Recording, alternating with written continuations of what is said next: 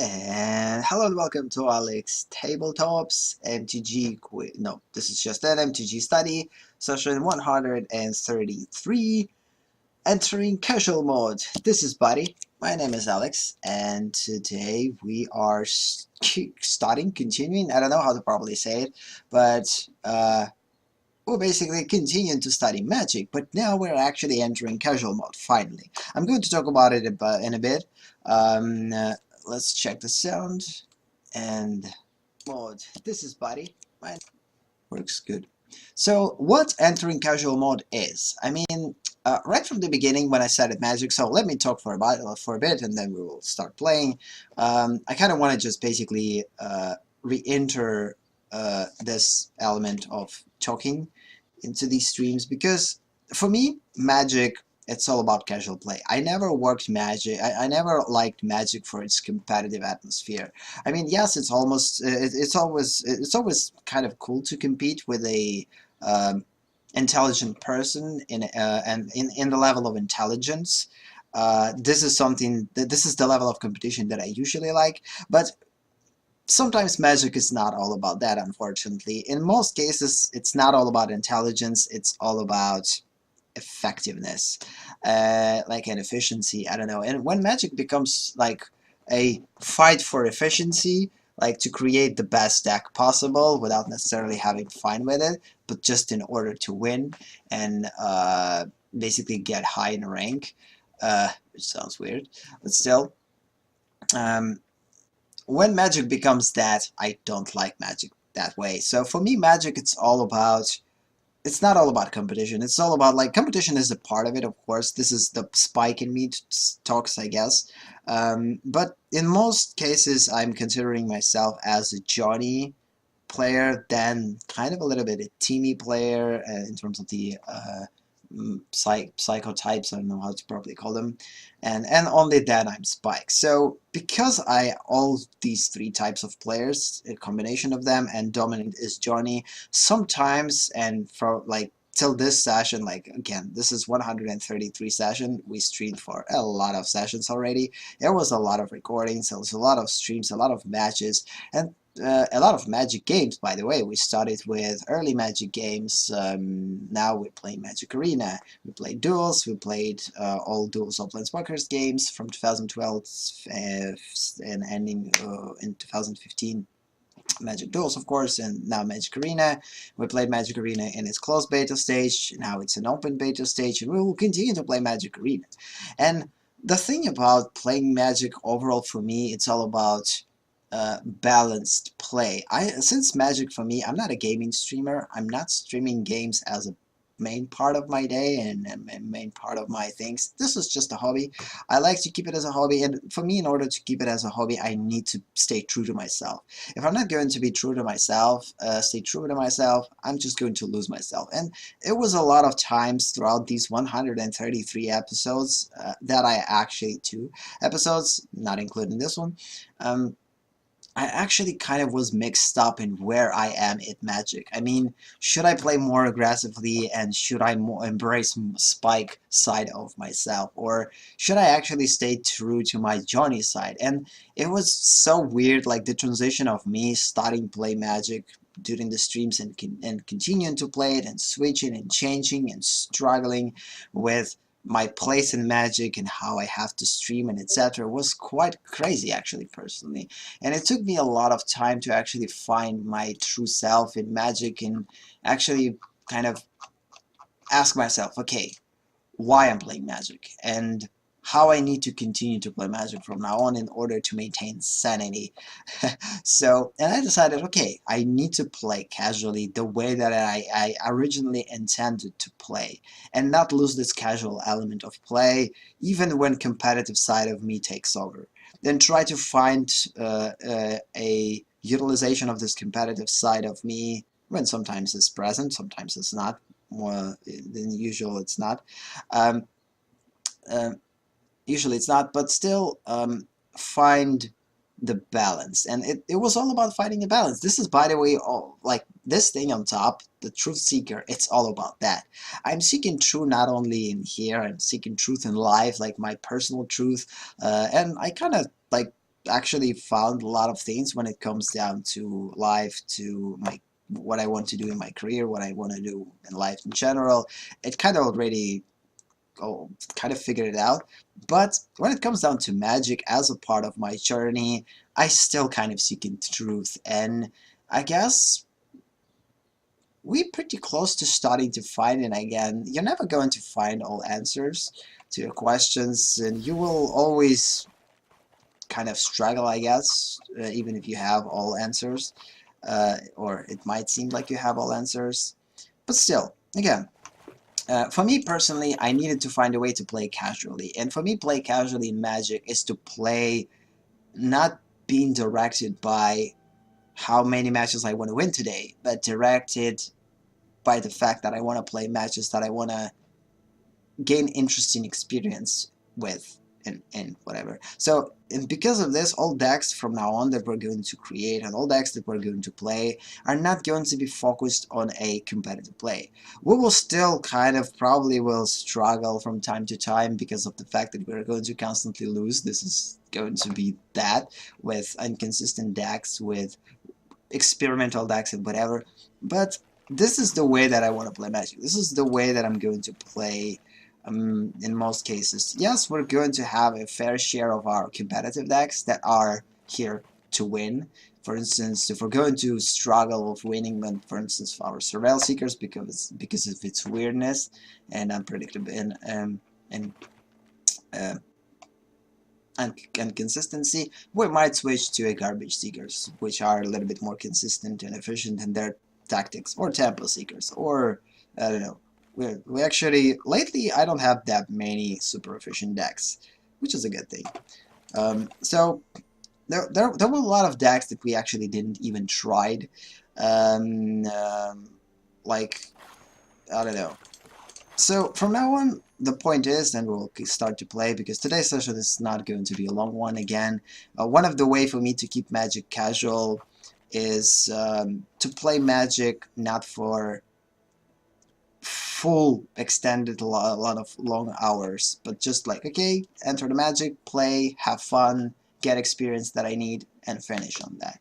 So because of this, our sessions are not going to be 2-hour sessions as usual. We're going to keep them down a little bit, maybe 1 hour, maybe one and a half hour, maybe 1:45.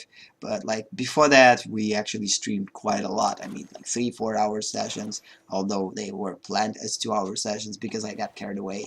But again, this is not going to happen from now on. We will play a little bit more casually, just for fun, and learn from that. As slow as it will be. I mean, yes, this method of learning is slow. It might not be interesting for everyone to look at this, but I don't freaking care. I love Magic for its, for a certain part, and if I'm playing competitively, I'm not learning Magic that I wanted to learn.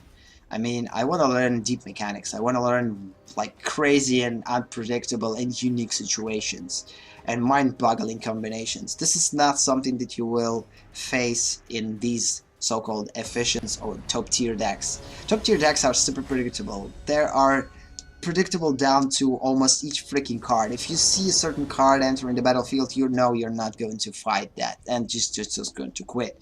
And what's fun in that? I mean, for me personally, it's not the way to play Magic. If I'm seeing Magic as a little bit more intellectual game where, and you can see intellect in that, of course, the predictability of it, the understanding, the awesome and good understanding of metagame, and I'm fine with that, nothing against it. It's just my personal look at Magic, my personal way of looking at the game, and I'm not looking at the game the way that I guess most of the people looks at the game.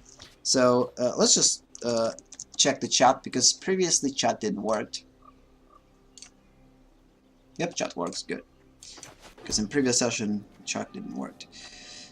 So we will start right now with our pretty weird version of the Vampire deck, which is a Bite Seekers. I wouldn't say that this is necessarily a casual deck. The casual aspect of this deck probably is in the fact that this deck has a lot of big creatures, so we have like 4 copies of this, 4 copies of this, which people usually don't have. A lot of basically big cards. So and this still makes this deck pretty efficient. But since okay, let's think. Yeah, for now let's just establish slow growth. But this deck is all about choosing, should you grow slowly or should you grow fast. If you have a proper cards in your hand, such as Legion Lieutenant, couple of cheap creatures with lifelink, then you have to go fast route. Of course, it all depends what type of deck you're facing. You gotta be kidding me, we're getting mana screwed quite a lot. This is not a good one. Since update, game is lagging. You see every time that the switch from one turn to another, when I'm entering creatures into the battlefield, for some reason game started to lag. I don't know why. Again, I don't have a gaming graphic card. I have a professional graphic card, which works best not in games but in 3D softwares, in 2D softwares, and etc. Because of this game might be optimized well against. But it worked before, and for some reason it kind of started to go down a spiral. We always can change the settings, but I actually doubt that it's going to change anything. I mean, okay, yeah, we're going to lose this game. Again, we're playing against a pretty fast deck, I guess. Opponent got super lucky and super fast, and again, it's too slow. 3 turns, not ending creatures, it's definitely slow, and we're also getting mana screwed quite a bit. So yeah, so for me it's all about playing casually, and from now on I'm actually going to keep streams on a casual atmosphere. I'm not going to try to win all matches, even if we're going to lose all matches during the game. Yes, I will be disappointed during the session. Yes, I will be disappointed, but I'm not going to care about that much as I cared before. Because again, it's not all about winning in Magic for me. It's all about learning stuff. And of course, sometimes I'm not going to be in the mood to learn, and I will want to play fast and maybe efficiently, but yeah. Because of this, each game we're starting with the Vice Seekers, I guess. This is kind of to win a couple of matches. Most of the matches with this deck I actually won. It has a pretty awesome percentage of winning win rate. Okay, it's a pretty solid hand. The lands are going to be entering the battlefield quite slow, but at least we're not going to get mana screwed with that one. And hopefully we'll get at least mountain or swamp at some point. What? Swamp or plains. So yeah. So again, because of my decision to from now on to play Magic casually, it will change the whole approach into playing Magic. I mean, I'm going to play less, I'm going to play more relaxed, which is a good thing. I'm going to try to have more fun, and I'm not going to care about creating a super awesome content, because this is one of the problems for me, was when I streamed Magic on Twitch, and one of the reasons why we decided to switch, to basically transition from Twitch to YouTube. To get rid of this pressure that I'm putting on myself when it comes down to the content creation for this game. Because again, I definitely want to continue to create content for this game and hope that someone is going to like the way that I'm playing and someone is going to join me and maybe play with me and join us during the streams, and it's always going to be an awesome thing. But I doubt that there's going to be that many people that will be attracted with the level of play that I want to play Magic. And someone might say, why would you stream then? Why would you stream Magic then? Again, I have my reasons. I already talked about them multiple times.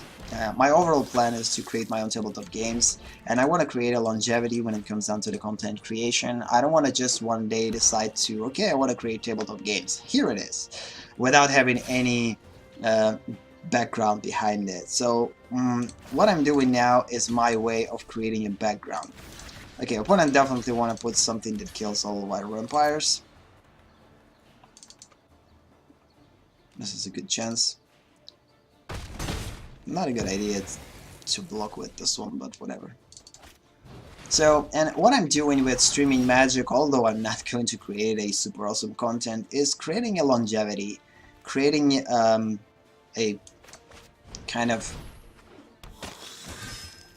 proof that I play this game for a lot of years. I know what tabletop games of that caliber are. I learned from it. I learned from playing. I'm not just like person who decided to create his own stuff without having any background. And having this thing here, it's kind of will help me to do so.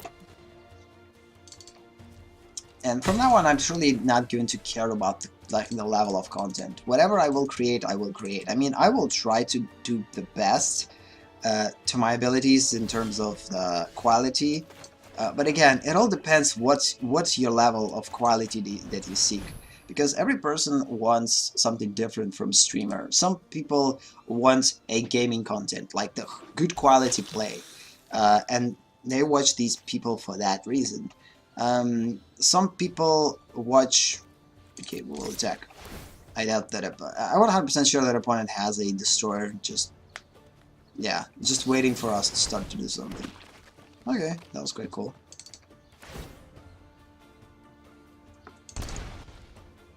So I will probably decide to kill Saprolines here, because they are annoying. Opponent will be able to sacrifice 1 gain life, so we need to consider that.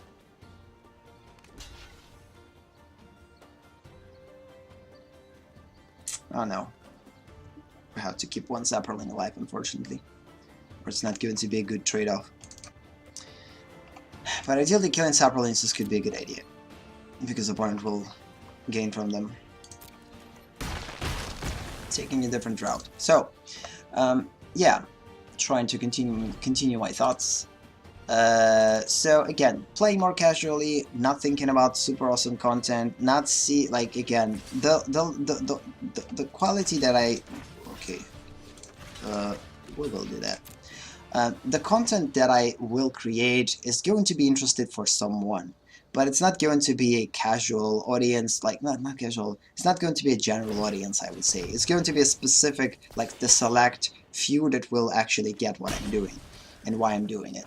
And I'm completely down with it, like, I'm completely kind of, I don't know, fine with it. I don't have anything, like, I don't want to be, I don't want to pretend of being someone that I'm not.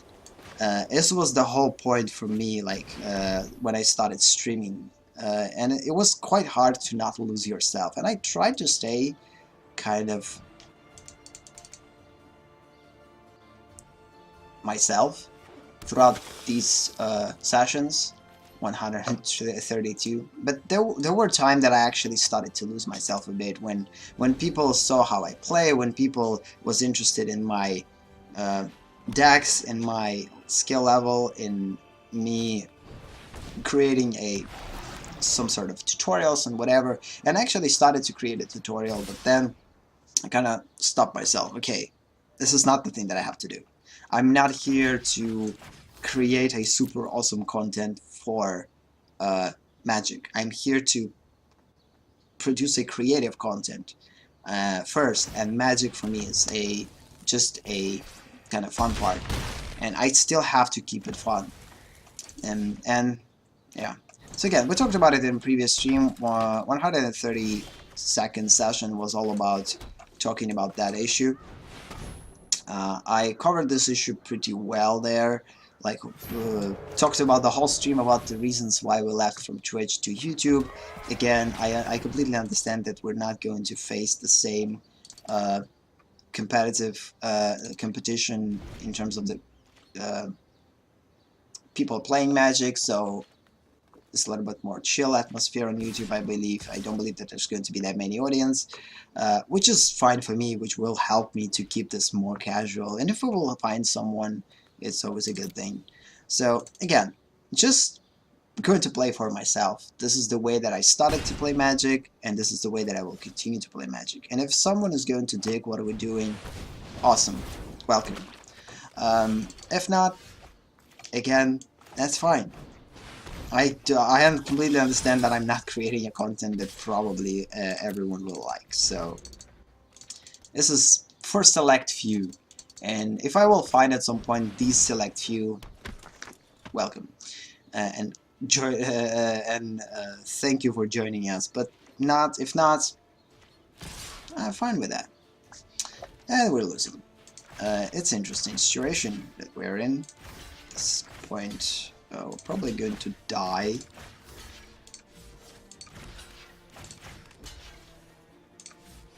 No, the only way not to die is to do this.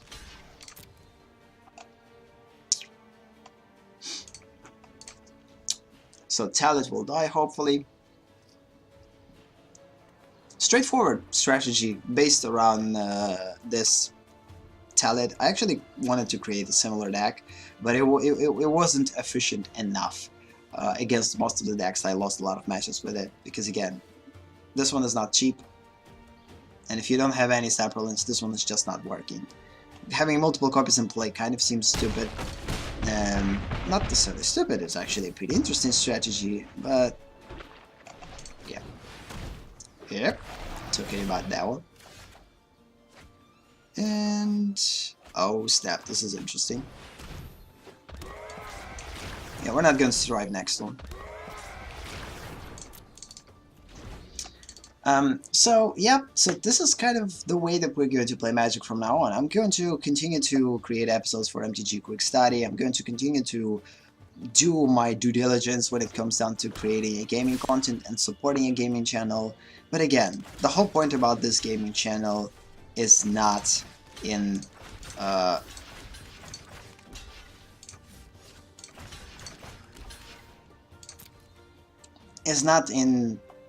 we're still going to lose 4, 5, 6. No, actually we'll survive.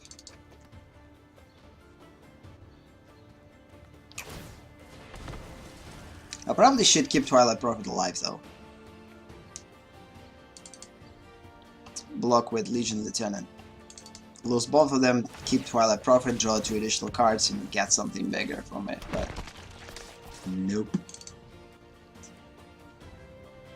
Because playing casually for me, it basically removes this pressure that I don't want to feel when it comes down to the games. I don't want to tie myself to gaming content more than I want to. I want to create it in my casual atmosphere that I like to. I mean, when I have time, when I have whatever. Yeah, when I have time, I will work on it. If I don't have time, that means that I'm not going to work on it, because there are different priorities. And the problem with having a separate channel, or before that, when I had a problem with having all content on one channel, it was kind of too much pressure.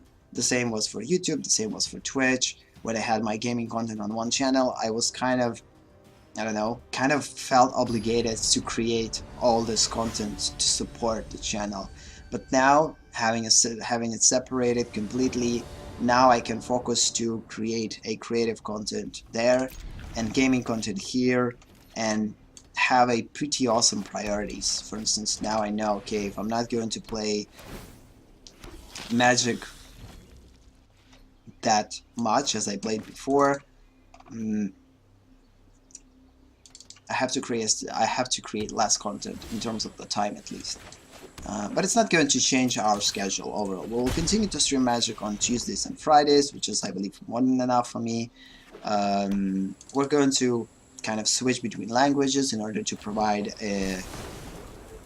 two different potential audiences information. Maybe someone will be interested in that. Yeah, we're going to probably lose that one again. Usually, this deck actually kind of works against Drakes pretty well. Usually when I'm facing Drakes, I'm winning. As long as I have Excellence Binding and Conclave Tribunal.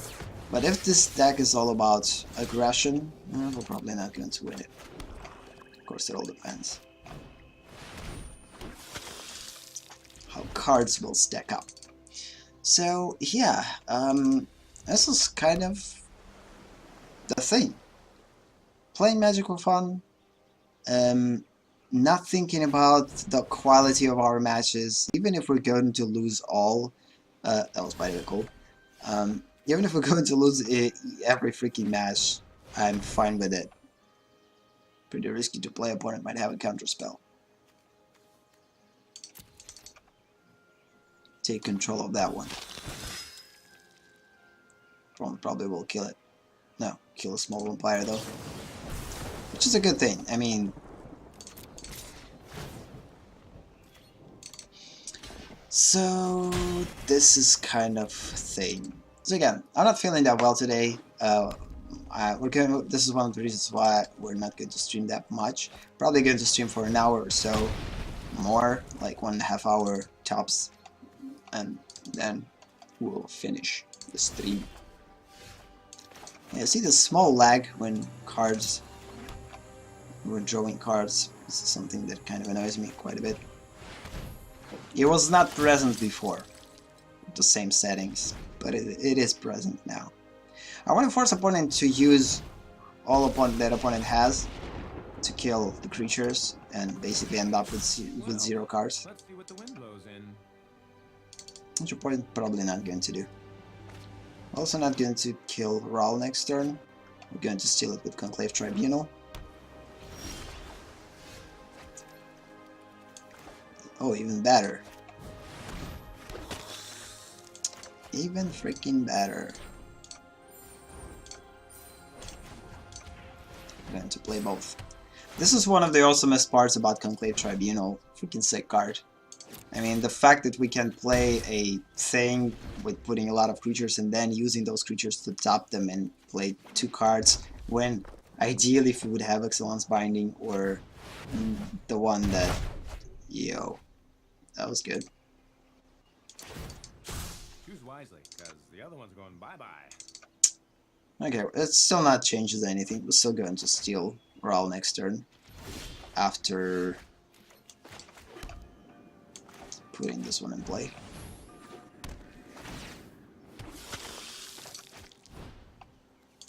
Tunda, tunda, tunda, tunda.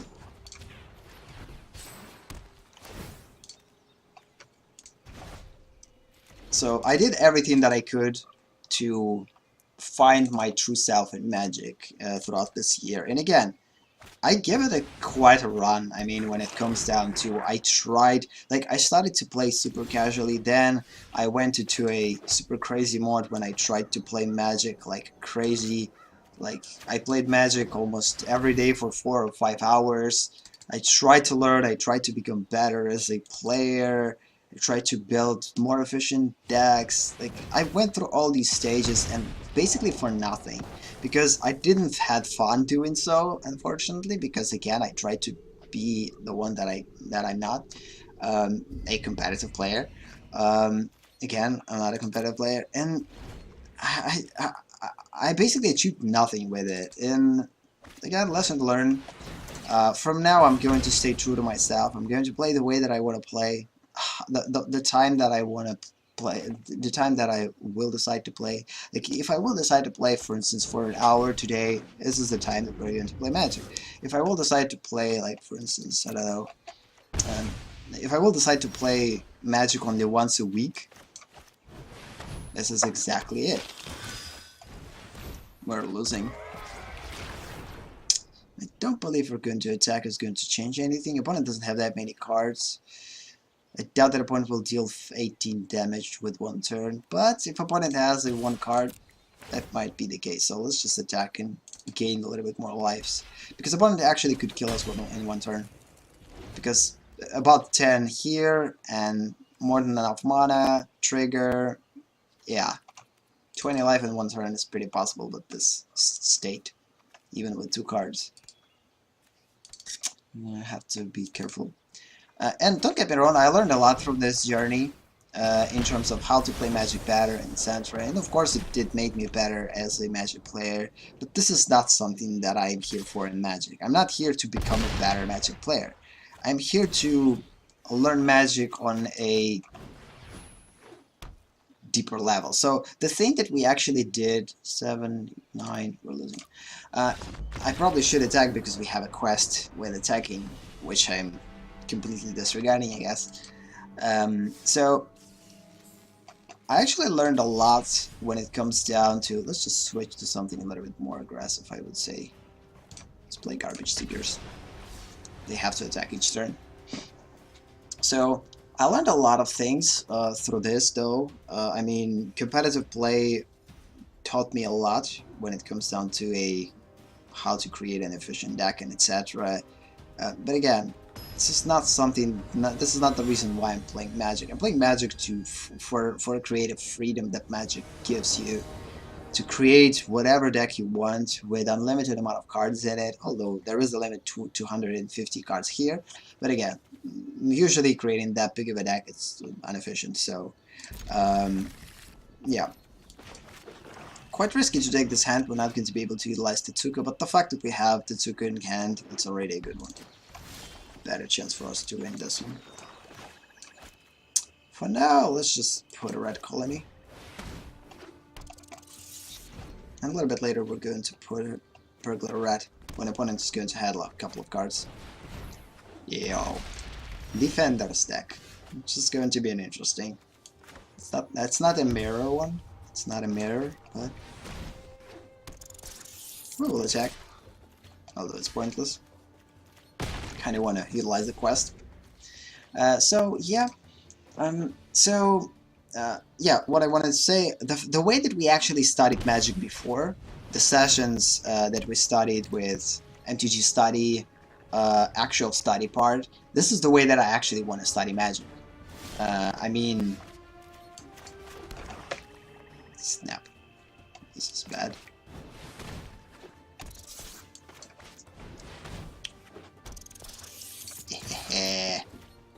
So yeah, this is the way that I actually want to study Magic, and the way that we study Magic through play, this is just a different part of it, because the way that I like to study Magic is to study different mechanics, study how these mechanics are working, and etc. And maybe this is something that we'll probably bring back at some point.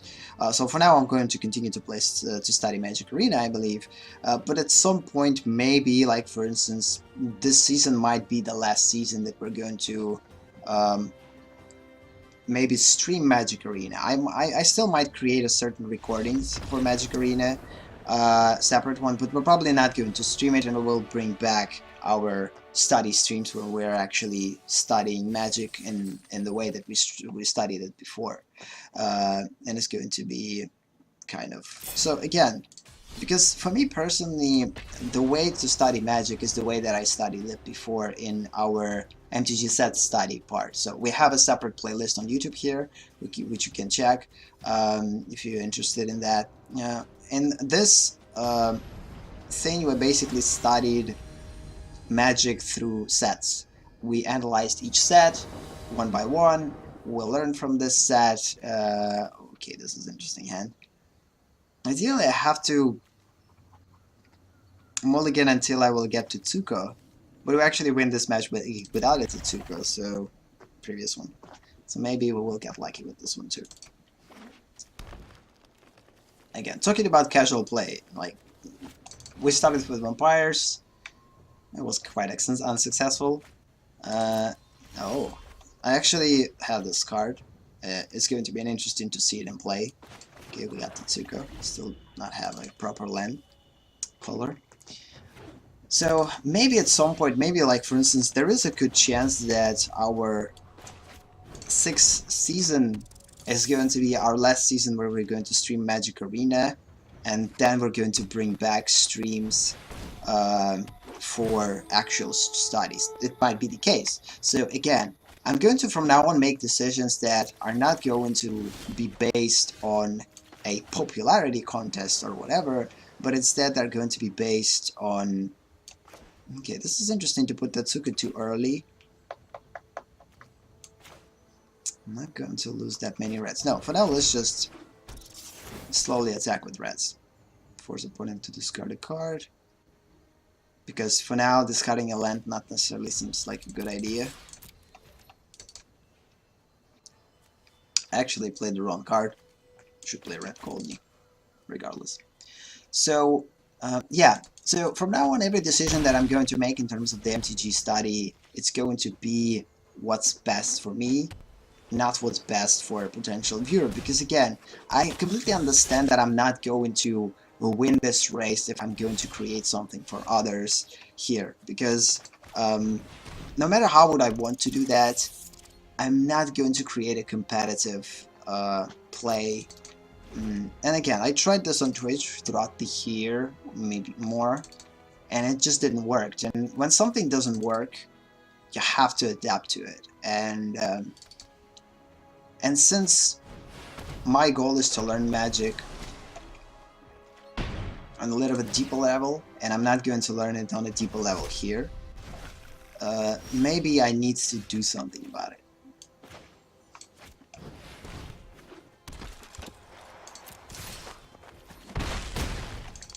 Good thing that we have 3 Tetsukos. So from now on, unless we're going to lose Tetsuko each turn, we're going to play Red Colony until we're going to get opponent to a 0 life. Yes, yes, yes. And the cool thing is that since now I have MTG Quick Study, I still going to create a Magic content, which is pretty cool. So I mean, again, MTG Quick Study is going to be a way for us to play Magic, and if streaming Magic is going to be kind of senseless, if we're not going to get anything out of it, I'm going to switch streams. Okay.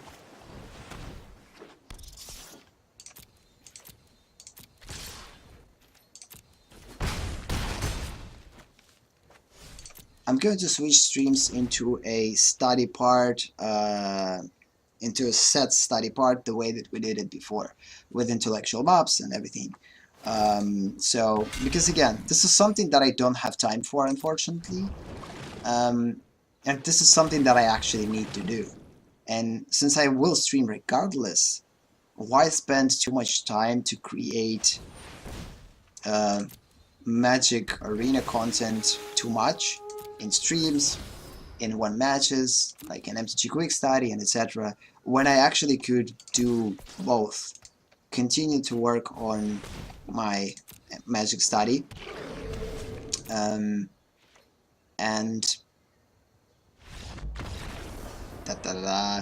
yeah, continue to work with my Magic Study and still create content for Magic. So that's that. Oh snap! This is the first one. Apparently we get a gold card.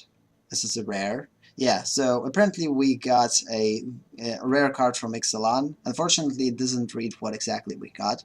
The rare card you collected exceeds the collection limit, which is awesome. So this is the new thing that they implemented in the new version of the game. So now every time that we're going to get a rare or mythic that we already have in our collection, more than 4th copy, we're going to get gems based on the rarity. So 20 for for rare, probably 40 for mythic, something like this. I don't remember. So it indicates from what set we actually got a copy. Unfortunately, it doesn't indicate what card we got. Maybe if we're going to open it, we will know it.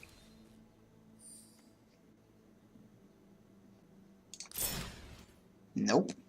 But this is the first time that I actually got gems for it, which is pretty sick because gems is this is the only value right here that we'll be able to use to play sealed at some point, because I truly want to play sealed.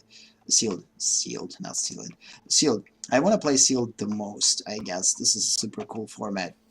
And I also want to play draft, but draft is not freaking cheap and you have to learn how to do it. Sealed is a little bit more like casual way. Draft is not casual at all. You have to learn it. It's more competitive. But sealed is, for me personally, at least I view in it, is a little bit more casual way of playing. Let's just continue to play as reds, at least one more match. Again, we're usually playing 3 matches for each deck, and then switching. I believe throughout the session we will finish this quest, hopefully. So, I don't know what exactly we will do in this season. So, since we already streamed 2 weeks in a row, Magic streams that way, there is a good chance that if I will implement a separate streams when we're bringing back MTG Study set studies, if I will bring back MTG set studies, we're probably going to bring them back starting from next week, and from now on we might basically switch week by week. So one week we play in Magic Arena, the other week we're studying sets, or something like this. So it might be the case. And the problem with this method, like, I'm just thinking out loud here, we might not get anything, so I just want to kind of brainstorm here, because since this stream is all about casual play, we enter in casual mode. That means that everything, every decision that I'm going to make is going to support what's best for me casually. What will support this casual play of Magic. And since continuing to stream just the game itself on YouTube is not going to give us anything, it's probably not going to give us any viewership, it's not going to give us anything. This is the way that it is, unfortunately. Because of this, I rather will stream, will continue to stream, but at least something that will help me to grow, because I'm all about growth. And sometimes when I'm playing, it's not actually gives me growth that I would need. I doubt that opponent will sacrifice Legion Warboss for a red. So next turn opponent will probably play at least a couple of more cards, and we actually probably will play Burglar Rat. So again, from now on, I will try to actually find a way to add or bring back our casual stream, MTG Study streams, when we are studying sets. I don't remember what's like on what set we actually finished studying, but 6th season seems like the way, the place to bring it back. The only problem is I'm usually studying it during English sessions, so which means that we're probably going to, I don't know. This is something that I need to think about. I'm just brainstorming here, so.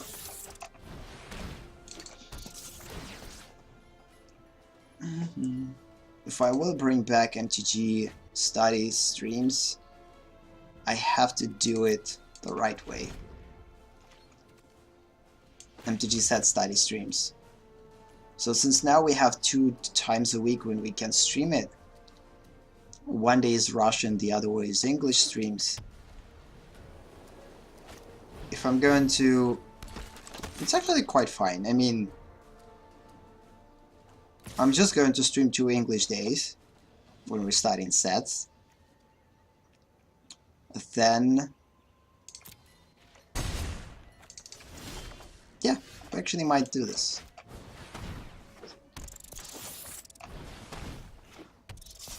We need Tetsuko. We need Tetsuko.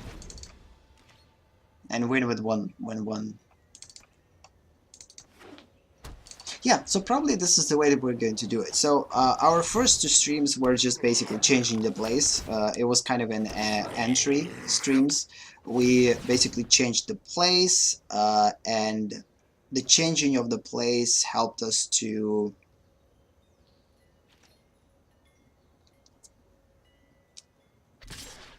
basically explain the reasons behind changing the place. Please give us Tetsuko. Damn it. Yeah, we're losing this match. I mean, opponent will attack us with everything. We have to block, so we're just losing. Good game. Opponent actually could kill us with this one too.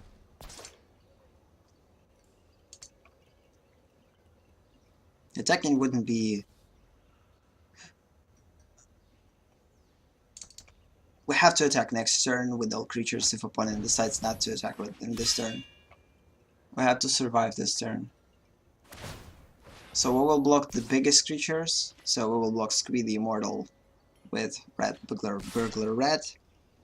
Opponent decides to push to go slower. How much damage opponent is going to be able to use with 2 mana? Sacrificing goblins 2 damage, 4, 5, 6. We're not going to block. Only 6 damage. Yeah, it was opponent's mistake then. Please don't quit the game. Please don't quit the game. Please don't quit the game. I want to attack. Opponent probably will quit the game. Please give us attack. Give us attack. Give us attack. Thank you. We attacked with 6 creatures. This adds up to the character. So yeah, We got super lucky. Opponent actually could kill us the previous turn. I don't know why opponent hesitated. That was quite interesting. And opponent doesn't have enough to kill Tetsuko. What opponent will do is probably will kill one of the red colonies in order to increase the damage. It probably will survive. It all depends on the moth. Nope.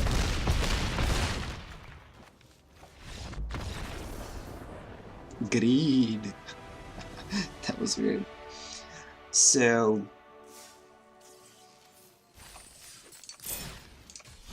this was the last match with reds for us? Or there's another one?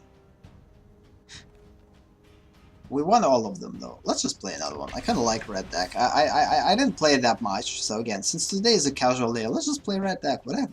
So, whatever we like to play. So again, I believe this is the way that we're probably going to do this. So instead of just focusing on streaming just Magic Arena, I will continue to create Magic Arena content through MTG Quick Studies.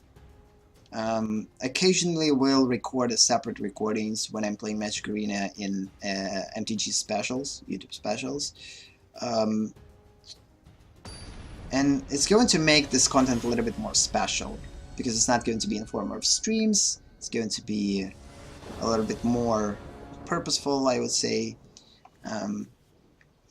And what I could bring in streams, though,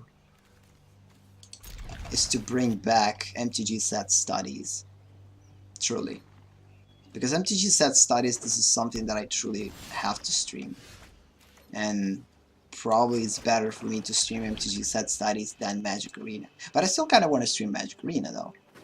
Yeah, maybe we will do exactly that, but we'll shift week by week. So one week we're basically going to play Magic Arena in Russian and in English. Other week we're going to play stream MTG set studies, and there's going to be basically a week off for each content. That way we're going to produce a properly balanced content.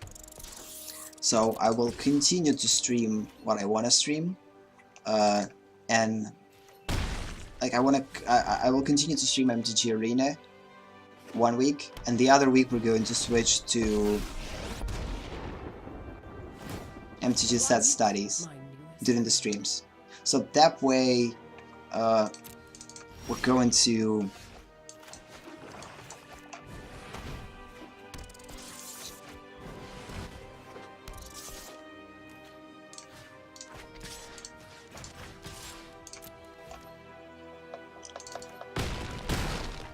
that way we're probably going to... Now we're getting started. It's definitely going to be better, I believe. It seems like not that much of a content will be created, because again, I'm not going to create it on that much, but it's maybe a good thing. Because that way I'm going to slowly but surely progress, at least in Magic.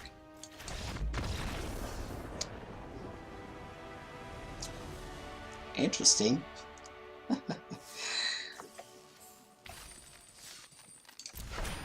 Oh snap, good. This is a second copy, by the way. I probably this week I opened my first one, and this is second.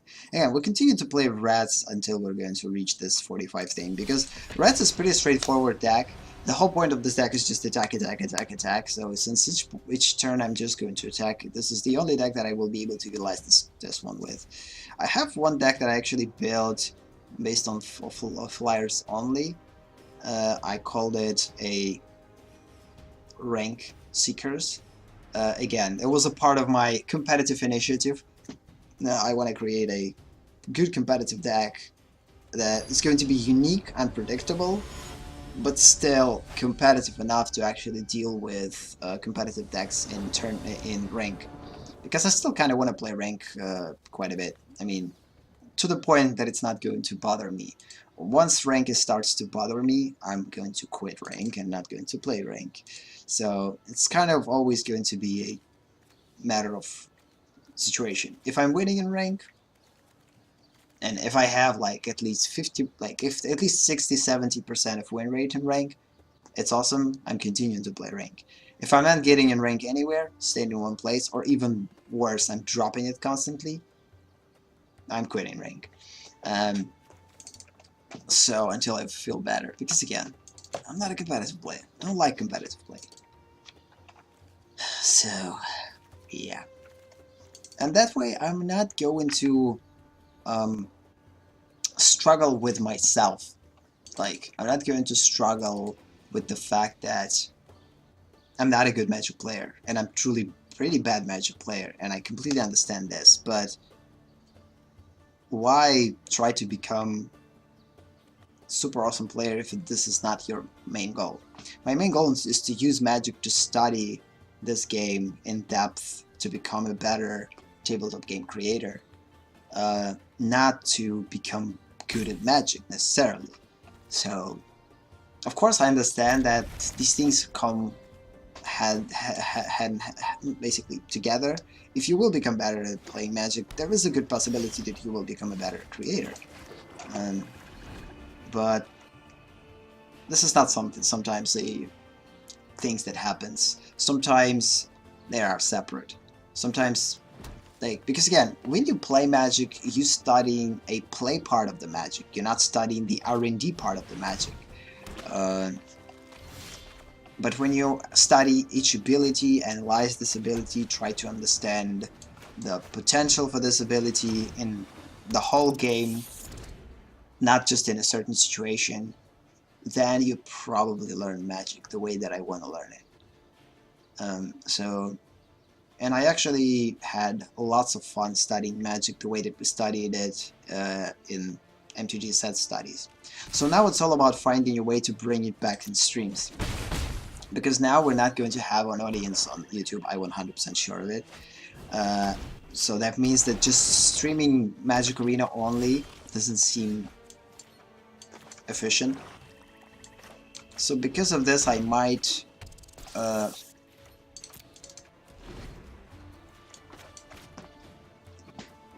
do something about it.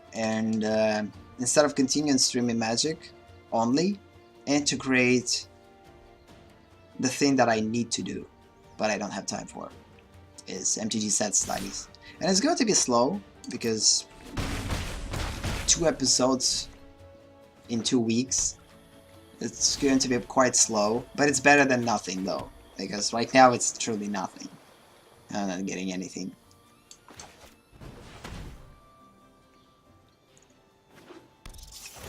So we'll force opponent into discarding. It was a land. Ideally, I probably should play Atrada, but of course, we know what opponent will do. It's put in Swap Sparm, kill a couple of rats, which is completely fine.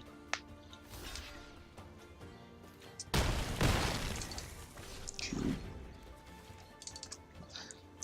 So yeah, basically this is the decision for us. The only way to enter a casual mode is to play Magic truly casually. So the first casual decision is to play Magic only 2 times a week. It was the first decision. Second decision is to play Magic only 2 times in 2 weeks. Magic Arena. But still create a constant... okay, this is pretty bad. Putting a lot of rats in play, making this one bigger. No, let's just put a Drata. And attack with 1 rat.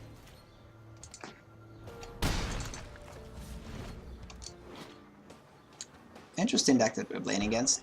Never saw Priest of the Forgotten Gods in this separately deck. Might be an interesting one. So again, that way I will play Magic the way that I want to play it. And probably the way that I need to play it is better.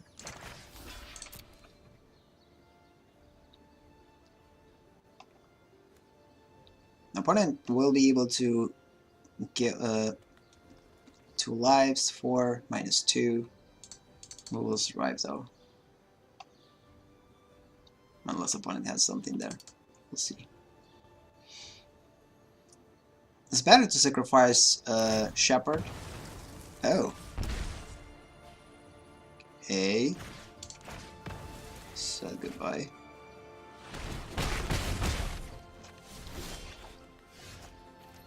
Okay, cool.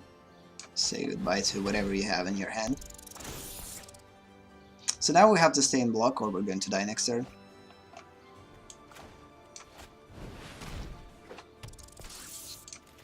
We'll attack with the Trada.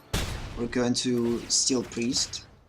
And now opponent basically will push us or press us with this one. But there's a good chance that we're going to die regardless. So we have to block. At least with 2 reds. Going to keep the rest alive. Oh, snappy snap. This is fun to win the game closer to the end. There is a chance that we might win though, but the opponent I believe has something to actually drain us 1 life. Oh snap. That was a nice one. Uh-oh. Whoopsie doopsie. So yep, we are losing. Good game.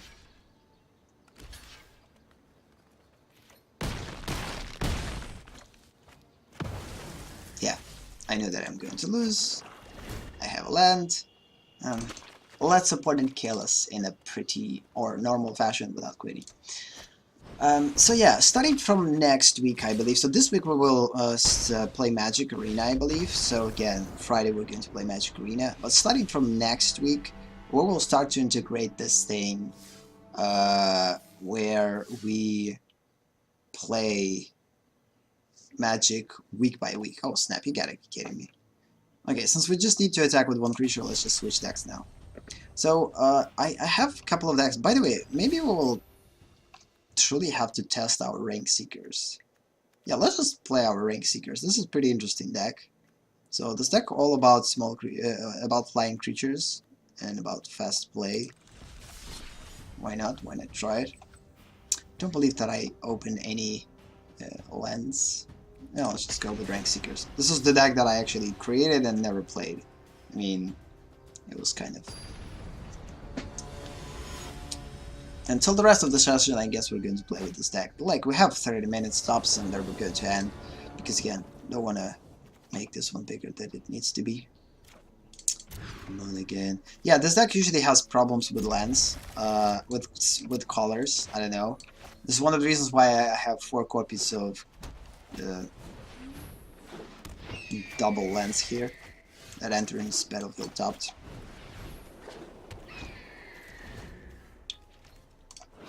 This deck based around this card, although I have only 2 copies of it. So yeah, casual Magic. So for me, right now we need to make a decision how to play Magic casually in a proper way. So besides the fact that we're going to play decks that we want, build decks that we want, and but by we want I mean I want or the viewers want. So we're not going to actually kind of we're going to create whatever we can from whatever we have. So if we have certain amount of things, then we're going to use it to create certain amount of things.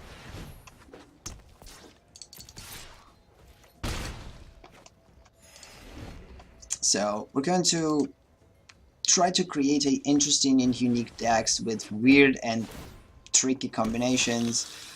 We'll truly experiment in Magic more than anything else. And instead of focusing on creating a super awesome decks, we're going to create a weird and strange decks that will give us a super awesome and unique experience. This is the whole reason for me to play Magic, and I will try to utilize this. It doesn't mean that we're going to change our decks that much. I believe portions of those decks will stay the same. But at some point we will start to make decisions what decks to rebuild, how to make them a little bit more unique and interesting, and etc. So, yeah. We're going to be completely destroyed in this match. And so, oh snap, all creatures with toughness 4 or greater. You gotta be kidding me here. Snap.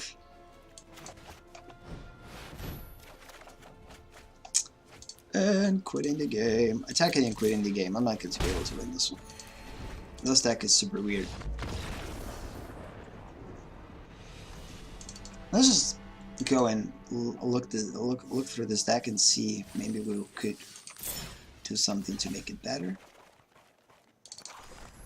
So let's see. So this deck has pretty small mana curve, so it basically curves out in a 4 mana.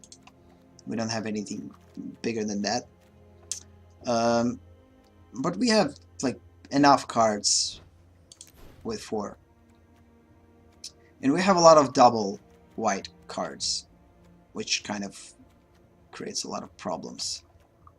This is one of the reasons why I decided to put 12 copies of this one, because we have a lot of double lands. But since we have a lot of islands too, as you saw in this match, we actually got mana screwed pretty well. So keeping them 50% is not going to work. Again, it's a weird situation. We're not have this deck basically needs a pretty good mana fix, which this deck doesn't have. Go. So from now on, so this is the way that we're going to play casually Magic. So in terms of exactly playing Magic Arena, this is the way that we're going to play Magic Arena. This is the type of matches that I will try to record in sessions or in MTG Study episode, MTG Quick Study episodes. This is the way that we're going to analyze Magic on a little bit deeper level, and etc. So now it's all about finding a way to implement MTG set studies into a schedule. So for now, as I said before, I will try to implement MTG set studies. Again, if you don't know what I'm talking about, check out MTG set studies playlist here. We're basically opening a site with Magic cards. On the background we have an intellectual map, and we're basically working on making our intellectual map bigger and bigger and bigger. So if I'm going to put a creature in play, opponent is going to kill it. This is a disposable one. So bringing back MTG set studies, this is the thing that I have to do, because one of the reasons why I removed it from Twitch, because it didn't get me any views, because I tried to get my viewership up to get an affiliate and etc. On YouTube, I 100% know that I'm not going to get one, a partnership program here, especially on gaming channel, because I'm not creating a if I will get it, it's going to be awesome, don't get me wrong, but it's not a plan.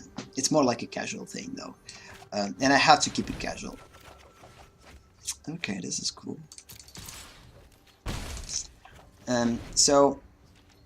So because of this, I don't want to make gaming channel as something that brings me success. Instead, I want to make a gaming channel as just a place to casually have fun, play things that I want to play, and at the same time not just waste time playing it, but actually create a content for it, which might be interesting to someone. This is the whole idea behind AleksTabletops, by the way, because again, originally I didn't plan to create a gaming content at all. It wasn't the idea. Then I understood, okay, if I want to grow my channel, my AleksConnects channel at that time, I need to create more content. And since creating creative content is hard, it's much easier to create gaming content. So let's just look through the games that I usually play and try to create content based on that. And I kind of tried to do that exactly at the beginning. But then the more gaming content grew, the more I understood that I kind of lost myself in that. So at some point I found myself to create too much gaming content and not enough creative content, and it was led to the decision to switch gaming content from AleksConnects to create a separate place for AleksConnects games, gaming content, which now became AleksTabletops, which just perfectly sits with the idea that I have, that I want to utilize in the future, realize in the future of creating my own tabletop games. Again, I already have a couple of developed tabletop games, which we'll start with, but before we will get there, I need to up my artistic skills first, study Magic through MTG set studies fully, in order to know, okay, I studied Magic from start to finish, now I'm ready to create my tabletop games. So this is kind of a build-up to one big and awesome thing. Okay.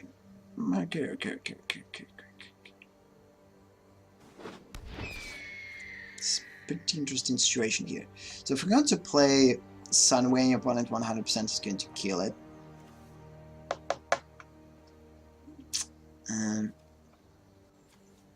Putting a Siren. And that's it. And next turn we're going to put both of these guys and keep one land in order to protect either Martyr or Sunwing. Yeah, it will force opponent to killing Hawk because we would want to protect it with Siren. So now the problem is opponent will be able to kill Siren next turn. So because of this we will probably have to play Martyr though. I don't know. We'll see what's going to happen. So yeah, so basically how we're going to proceed with the Season 6 from now on. So Season 6 is going to be, I guess, that way. So all episodes of Magic MTG Study, or MTG Play Study when we play Magic Arena will continue with the same numbers. So yeah, I guess they will continue with the same numbers. So for instance, 133 session, then is going to be 134, 134, 135, and etc. Actually, I need to look how we did it before. And then I will decide what's best. Yeah, the plan. Sendu, Walker. What the heck? Oh no. Not going to be able to use Siren thing, probably should use Divination, whatever. So yeah, let me check on my YouTube channel how exactly I made a description, because when I separated playlists, I had in mind how exactly this thing is going to be utilized. So MTG Study,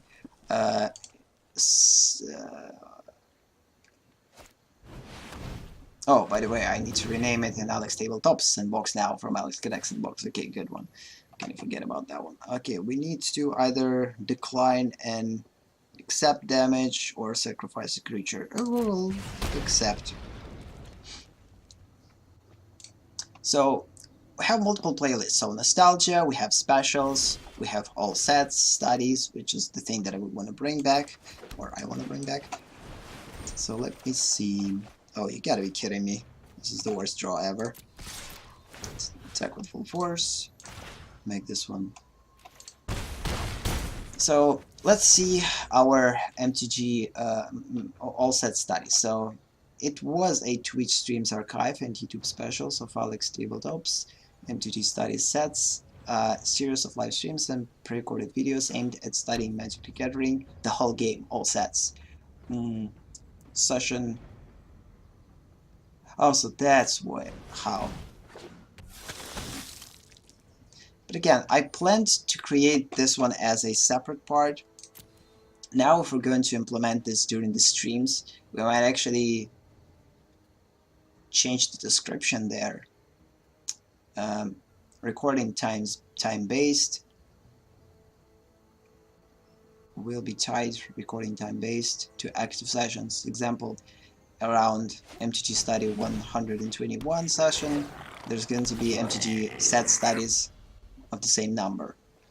I don't know. It's probably not the best idea here.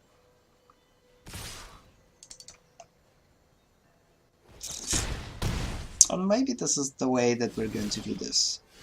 Basically going to repeat sessions. I need to figure this out. We're going to lose 3, 4, 5, 6, 7, 8. Oh no. It's actually enough to kill opponent. Nope, not enough. Good. Yeah, we actually got mana screwed quite a lot. Mana flooded. And that was kind of a big deal in this match. So yeah, we're done.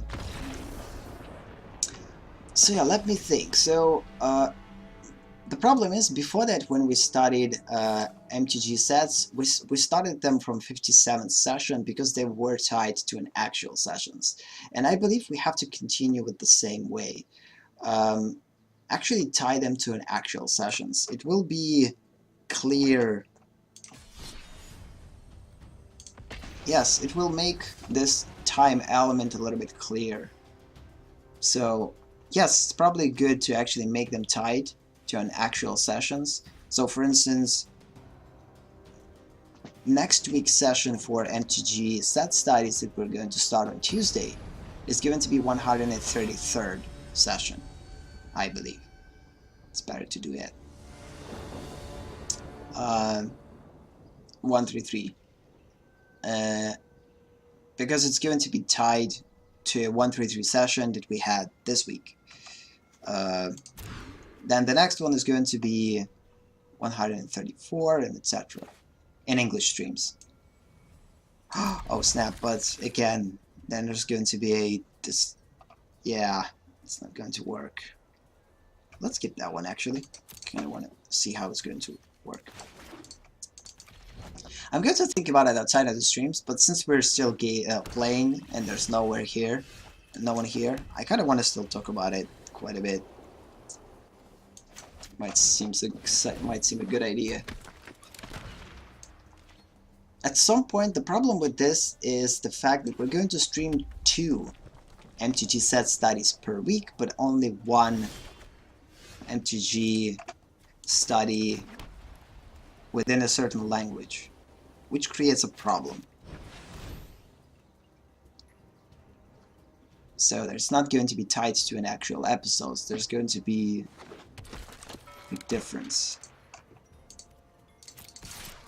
And since we're going to stream them in English only, that's what makes things quite confusing for me in terms of how to make better decisions on bringing back.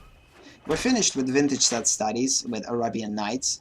Basically, the next set we're going to study, this is the set that basically goes after Arabian Nights. I don't remember what set it was, but basically, yeah, we'll continue to set studies from there. But now it's all about making a proper decisions. Oh snap, I completely forgot that this pirate is not the same as this one. I actually confused them together. They're quite similar. It was a mistake to play that one. It would be better to attack and then put it. I got distracted. So yeah. Yeah, let's just throughout the stream try to make this decision. Or at least brainstorm towards this decision, because it's quite an important change for our sixth season. Since I don't believe that we're going to get any audience for MTG Study of just playing Arena, it could be a good idea to actually bring a unique type of streams here, which didn't work for Twitch at all, because I tried to stream MTG set studies for a lot, and no one actually joined me. Like, there were a couple of people, but in most cases it wasn't interesting enough for people to watch it. So, and YouTube is a perfect place for them, because there's not that many people that are interested in that either. Okay, this is quite bad.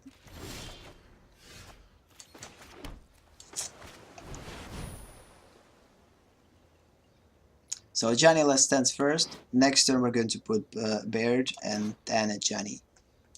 This is the first time, by the way, that I'm actually getting this a Johnny Planeswalker here. By the way, I got a second copy, and basically I built this deck around the second copy of a Johnny, which I believe doesn't work for this deck that much, because I have mass removal, but at the same time, even if I will lose all creatures with mass removal by making them bigger,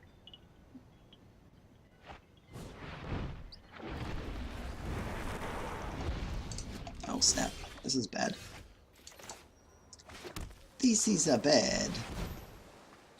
Okay, so, yeah, let's just continue. So, let me think. Maybe these episodes should be separated. I mean, we could make those episodes around 6th season, starting from 132, like episode 132, and then just continue numeration, like personal numbers, and at some point MTG Study will catch up with them. Or not. It will kind of overgrow them, but still. But streaming 1 day a week MTG set study is just not enough. If I will take a week with MTG set studies, I want to make sure that there's going to be at least 1 week dedicated to studying Magic that way, and the other week to studying Magic in a play study way.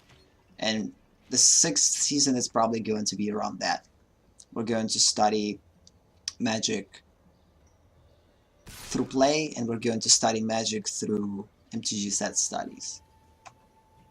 Because the last time that I brought back those set studies was in a season 5 or 6, no. Let me see. 17th episode. Wait a second. Yep. During the season 4. So then we had season 5, only MTG Study play. And now we basically get back to bringing back MTG set studies in season 6. We stand together. Now Johnny is going to die. So let's just bring back some of the creatures. Oh, it's better to actually bring this one. Let's just attack with this guy.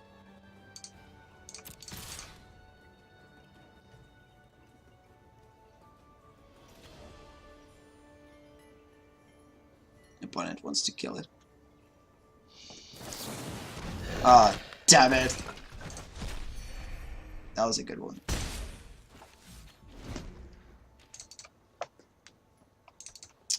It was a shame, by the way. I mean, I wanted to utilize the ability, but I kind of wanted to attack and bring back this one from the graveyard with additional counter. But opponent actually tricked us in that. That was pretty sad. So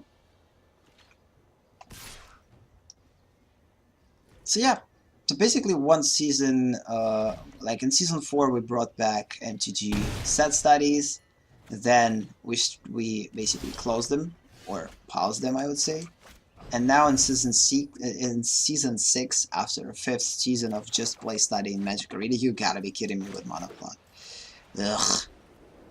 We're now bringing back MTG set studies, which seems like a good idea.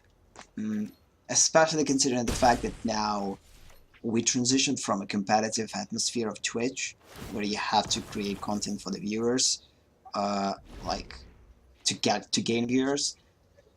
It's not the case right here.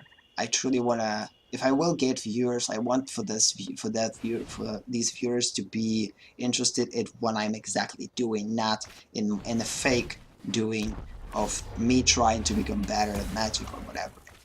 So, and this is the whole point. So again, this is a pretty big deal with what I'm trying to do now. It seems like not much. But making those decisions is pretty important for me, because it all comes down to a longevity of me streaming and playing and creating then my tabletop games. Okay, this is interesting. It's not going to help me at all.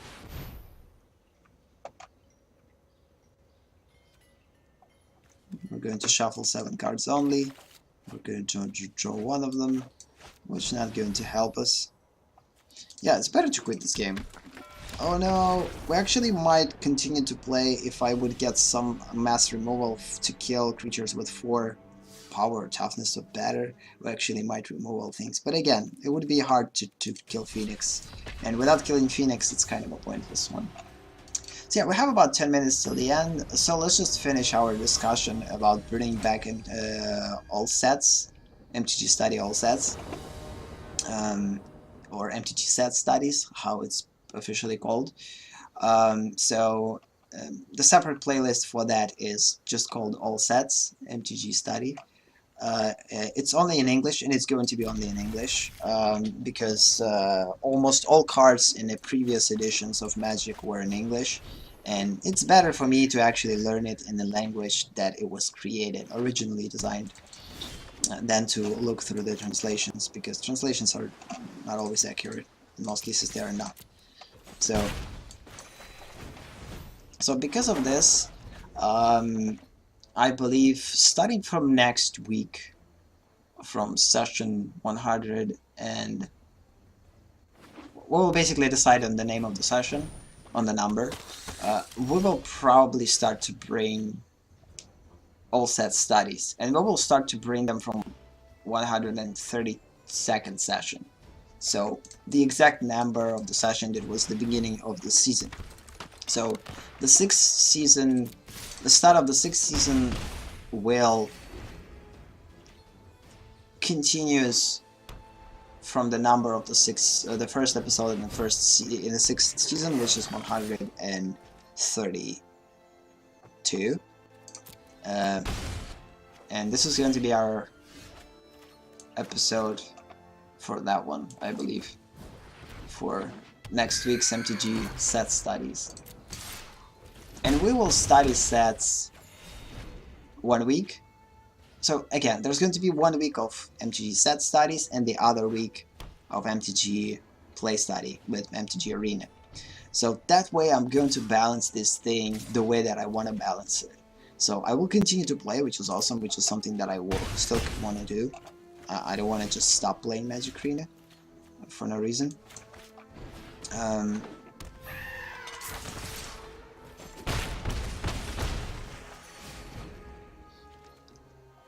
But at the same time, now we're going to integrate the actual Magic study element that I wanted to do. And instead of making it separate streams. By the way, let's just change the description right now while we play. Still casually. So, Twitch streams and YouTube streams archive. Let's just call it like that. Twitch and YouTube streams archive. There are not going to be any specials. I don't believe that I will have time to record specials for MTG set studies of AleksTabletops MTG Studies sets. Series of live streams. Only, no pre-recorded videos. Aimed at studying Magic the Gathering, the whole game, all sets. And we're winning. It was quite a good game. The whole point about this one is to have a lot of flyers. Again, this deck is all about flyers, so it worked quite well. So again, Twitch and YouTube streams archive. Let's continue. Twitch and YouTube streams archive of AleksTabletops MTG Study sets. A series of live streams aimed at studying Magic the Gathering, the whole game, all sets. So session 57 till 59. 105 till 117, and current 132 till current. Quite risky one to take though. Don't have any whites. Don't have any blues, but at least we have Hawk. 2 Hawks. Cool. They will help us quite a bit.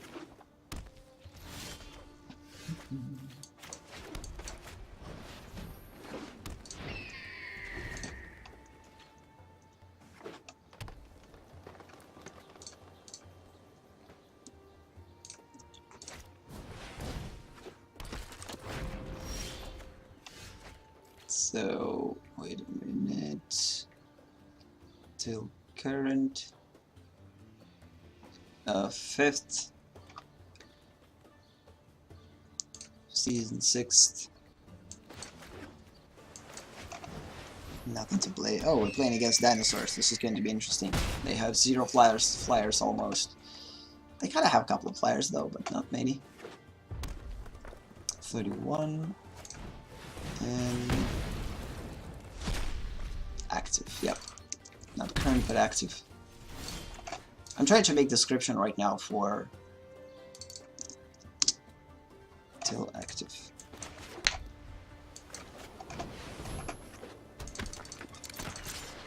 For resurrection of all sets MTG Study. So again, the number of session, no, the session number. The session number will be tied. Yeah, the session number will be tied, recording time based, to active sessions. Oh snap! Ideally, if opponent will put something that could kill that will kill our creatures, it's better to actually put a Johnny's Last Stand. Opponent might have mass removal to kill all of our guys. Great, it's not that important here. Opponent doesn't have anything in attack. I'll continue to press. The session number will be tied recording time wise, time based to active sessions. Example around MTG Study 132 session equal MTG set study 132.2. And this is going to be our first session that we will start to next week. So next Tuesday, instead of studying Magic Arena, we're actually bringing back 132nd episode of MTG set studies, which is super awesome. And that means that we're going to stream them on Saturday or on Friday too. On Friday. So there's going to be basically more English streams in general because of this. Around MTG Study 132 session, second session, MTG Set Study 132 session 2. So yep. Because there was a point where I streamed those MTG Sets Study streams after I streamed and play study. So we basically played studied, or no, first hour of the day. Shuffling the card is kind of pointless, but since I want to draw additional card and play it, it's better to do it. Oh snap, this is sick. We're not going to kill opponent though, but at least we will gain life.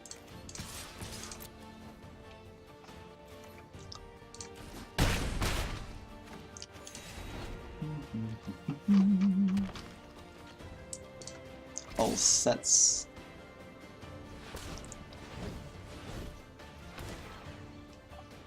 Yeah, I'm not going to make a description. Or no, it's better to actually add 6. Let's kill this guy. Oopsie doopsie. That was a good one. It didn't change anything, by the way, but would die regardless because trample. But that was pretty cool. So let's just play until we're going to get a 10th card and then we're going to finish. And I will make the final changes into description. So that means that our 6th season is a series of live streams videos aimed at studying MTG Study games through MTG Arena, Open Beta, Play Study here. Yeah, so I believe we need to separate those. I mean,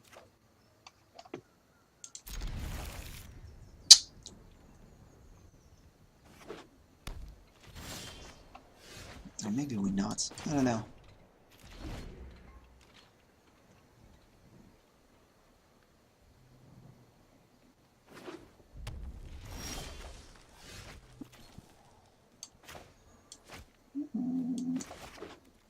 Let's go this one. I'm probably going to kill Storm Maker pretty quickly. Storm Tamer. I don't know if we need to add into description of the 6th season the fact that we're bringing back MTG set studies, because before that, in previous seasons, I actually added this information before. So for instance, our 4th season when we had a MTG set studies, I believe I had this information there. It was quite relevant. at the time. Maybe this is exactly what we need to do here too.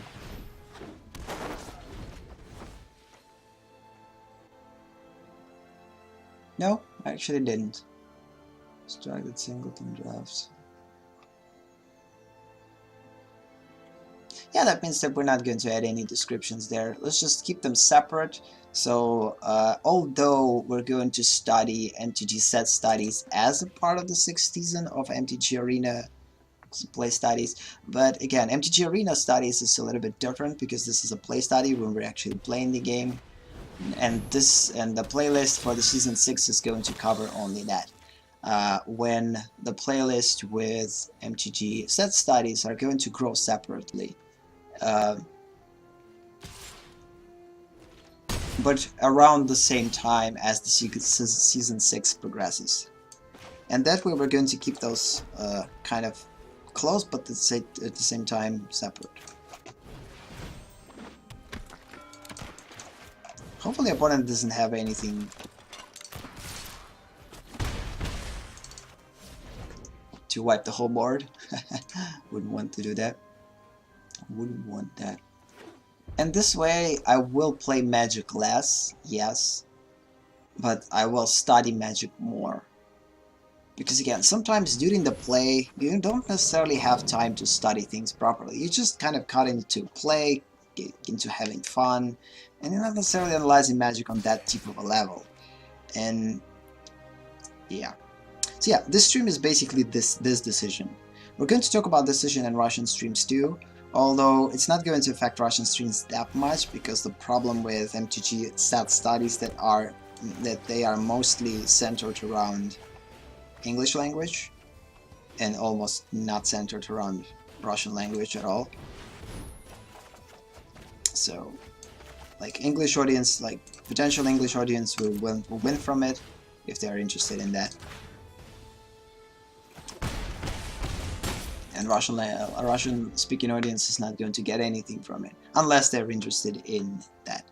I could consider creating 2 versions, English and Russian, for MTG set studies, but it's actually going to be quite complex because the difference in language. I'm going to spend too much time recategorizing things in different languages, although I have everything in one language. Oh snap!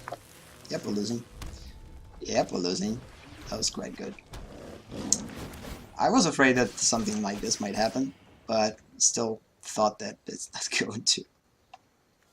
But again, heroic reinforcements is one of those things that opponent usually has up his or her sleeve. Oh, we actually survived. Interesting. So since we survived, is there a way for us to win this game? So 14. 1, 2, 3, 4, 5, 6, 7. Oh, snap. The only way for us to win is to play Divination, hope for drawing a card that gives +1 to all flyers, and basically win the game. Nope, we didn't get it. So we basically will lose. It was close. It was close. I mean, if I had 4 copies of that card that basically makes all flyers +1, gives all flyers +1, we would win this one. But since we didn't, we lost. That was quite a good one. I mean, I actually could craft a couple of those cards to make this deck a little bit better, but since this deck is kind of just a fun deck, usually I'm not crafting things for fun decks. Also, I didn't have uncommons at that time. Maybe we could, because creating a deck based on flyers and having the card that will support those flyers is actually pretty good. Yeah, it's actually quite a good card to craft. Let's just craft both of them. It will definitely increase the amount of matches that we potentially could win. And it will make this deck better. I will maintain the same level of creatures here. Let's remove a couple of... Since I have only 1 copy of this pirate, we could remove one of them. The same goes for this one. Having 3 copies quite seems weird. Although Clear might not necessarily works here. I put this card here in case we're going to face a opponent with mail deck. For divination is quite interesting choice. It's actually quite important to get proper cards, especially our favorable wins. So having cards that will help us to draw things is definitely an important one. I could remove these guys from here. They're not necessarily work here. I mean, kind of slows down opponent a little bit, but ideally it's not working for us. So we could simply delete both of these guys from here, and instead bring back the one that we removed. Cheap flyer that enters the battlefield after a raid. Where is it? Where is it? Not seeing it. Flying Pirate. Here it is. So yeah, this version of the deck seems a little bit more... Again, it's quite cheap, but it still has everything that it needs. Someone could debate having 3 copies of this, 2 copies of this, this, and this is cheap. But considering the fact that most of the decks have like 4 copies of each, and mythics and non-mythics. So yeah, we play until we're going to win one more match and quitting. We also got 100 gold, which is pretty cool. We're going to play buy a booster. And after one win and buying a booster and opening it, we're going to finish the session. So yeah, that means that throughout the session I brainstormed into a pretty awesome decision that I didn't thought about at the beginning of the session, which is pretty cool. So you were present in my weird thought process, which sometimes is pretty weird, truly. But I love this. I love this brainstorming thing when you basically start with some type of thoughts and then these thoughts puts you into something, because this is a way for you to know if the thing that you're doing is the right thing. So for instance, the fact that, okay, we're playing against Orzhovs, which is pretty interesting. Maybe against the Gate deck, hopefully not. They're quite annoying. Okay, that's fine. Not that big of a deal. Okay, so let's put that one. So I started with just thinking about how exactly I have to stay true to myself, and from that surfaced quite a good theme, or not that good, I mean quite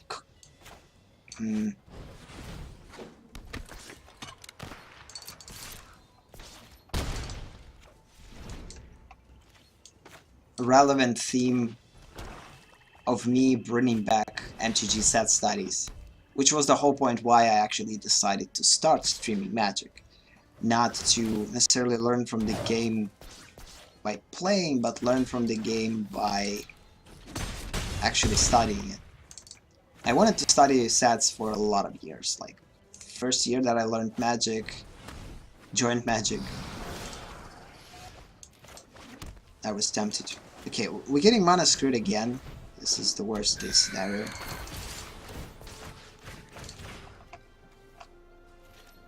We're not going to kill opponent faster, the opponent is going to kill us.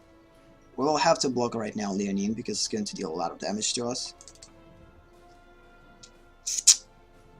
The only thing that will help us next turn is probably regain some life. But since we have only... potentially could have only one white card, we're going to be able to use only one. Also, one of the things that might help us is putting this one in play. We'll see. If we're not going to get a proper color, we're done. Ew. Guess what?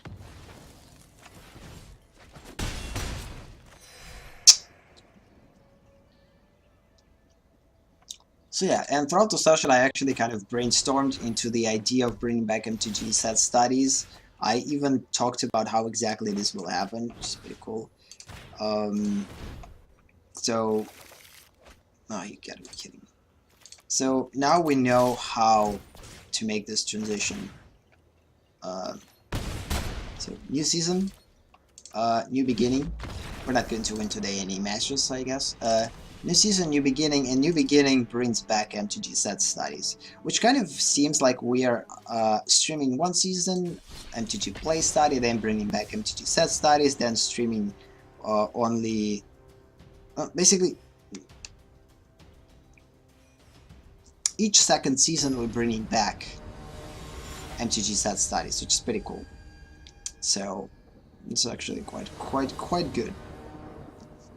And usually I'm starting to bring MTG set studies when I'm feeling frustrated by just playing Magic. And since this is an intuitive part of for me, that means that I have to listen to myself. The only reason why I get rid of or removing sometimes MTG set studies is because I want to basically create. Oh, this is interesting. This is because I want to create content that viewers will potentially watch. And when I'm looking at it from this standpoint, I'm actually betraying myself. Because I'm not studying something that I actually want to study and have to study. But because it doesn't have viewership for it necessarily, I'm deciding to not stream it. Which is again, the same way as betraying yourself.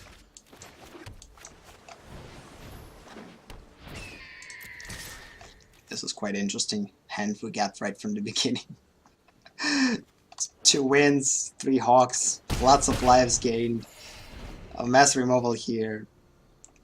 The weirdest hand ever. But fun.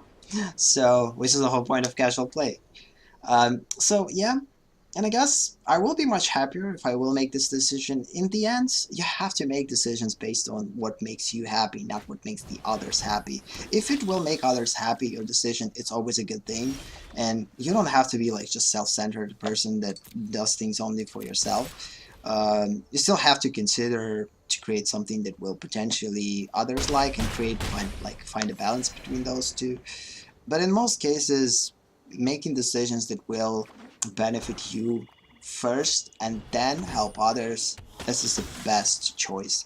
And especially when it comes down to choosing something like this, like career path for instance, or like deciding should this be my career path or should this be just a casual thing for me, and differentiating what is what, not losing yourself, because it's pretty easy to lose yourself in this. I mean, in the seeking success thing. And you always have to stay true to yourself and do whatever is best for you, not necessarily financially, but personally first. And then think how to adapt it to gain this financial freedom. And independence. Sometimes you have to take compromises, and if this is a proper way of phrasing it, or choose, or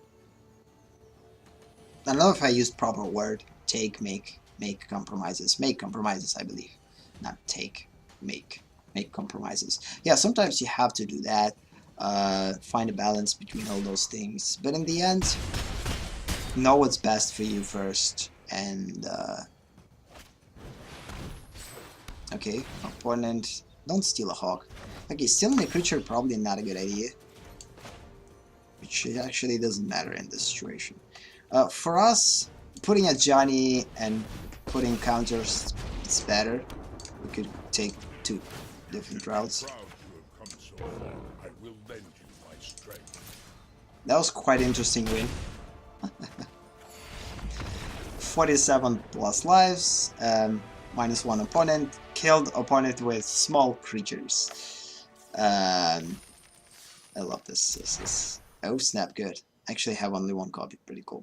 Creatures your opponent controls get -1. Sick. Since still to stream, we have like 15 minutes, and I kind of feeling it. Let's just continue to play quite a bit. I mean, I still want to finish this theme of making decision about magic thing. So yeah, let's just buy a puck. Um, so ideally, I'm going from here and slowly gradually buying boosters until here. So I'm continuing to buy all sets. Again, competitive players, this is one of the negative sides of the mindset of competitive players that I don't like, is the fact that they're always thinking when rotation is going to happen, and they're making their choices based not on what they want to play, but what is going to be relevant. And this is one of the things for me that I don't like at all. I mean, again, I might strongly disagree with that, and I don't have anything against it and again, everyone does their own thing, but it's too personal for me sometimes, and I can't stand the things that I hate. Although I'm pretty tolerable to everything in the world. I mean, but there are some like behaviors, especially like it's pretty hard to be tolerant to a certain behavior. For me personally. Oh snap! My first hijack! You gotta be kidding me! I remember my early days of playing Magic Arena when I had a deck based on hijacks and based on I forgot the card. Glorious? Something with glory. Okay, good. Probably a second copy or third. Yeah, let's just continue to play. I kind of want to finish this topic. We'll continue to test our Ring Seekers deck until it's going to be super awesome. Maybe I will try it in Ring, by the way. Kind of learning how to play it. We have about 12 minutes till the end of the session, and then we're going to finish. And I kind of want to finish this point. So again, I don't have anything against a player if player knows what they're doing. I mean, if you are a competitive player and you like this stuff, it's awesome for you. But I believe they're kind of robbing themselves they're kind of stealing, or how to properly say it, robbing themselves of the opportunity to have fun playing Magic in all depth. And I get that every person chooses whatever is best for this person. Some people don't like to understand Magic on a deeper level. They just want to play whatever, like within a standard format, and not go anything either way. This is the way that they like to play, and this is their choice. I am myself a fan of more deep play of Magic. The more formats, like the vintage format or modern, these are the formats that are for me. The more sets we have, the more possibilities we have, and that way, the more unique we will be able to build our deck, less unpredictable this deck will be, and etc. So every decisions that I'm making usually goes from that standpoint. And because of this, like, I don't necessarily like when people are thinking about rotation that much and basing their decision based on that. I mean, damn, play fun. Have fun playing Magic. I mean, don't think about freaking rotation. When it happens, it happens. I mean, just have fun playing with the cards that you want to play. Don't rid yourself of opportunity to buy an awesome cards from Ixalan just because in a year there's going to be a rotation and Ixalan is not going to be playable. So again, this is a mindset of I understand that this is a mindset of a casual player, and it might fit for everyone. But this mindset gives you more happiness and less stress. And competitive players I believe they are just too stressed. They're constantly worrying about instant changes, making their deck super awesome every time that meta game changes, basing their decisions not on what they want to play, but what is efficient. And I'm not talking about all competitive players. There are competitive players that try to balance this element. They still play Magic for fun, and they still search for an efficiency and trying to find the balance between those things.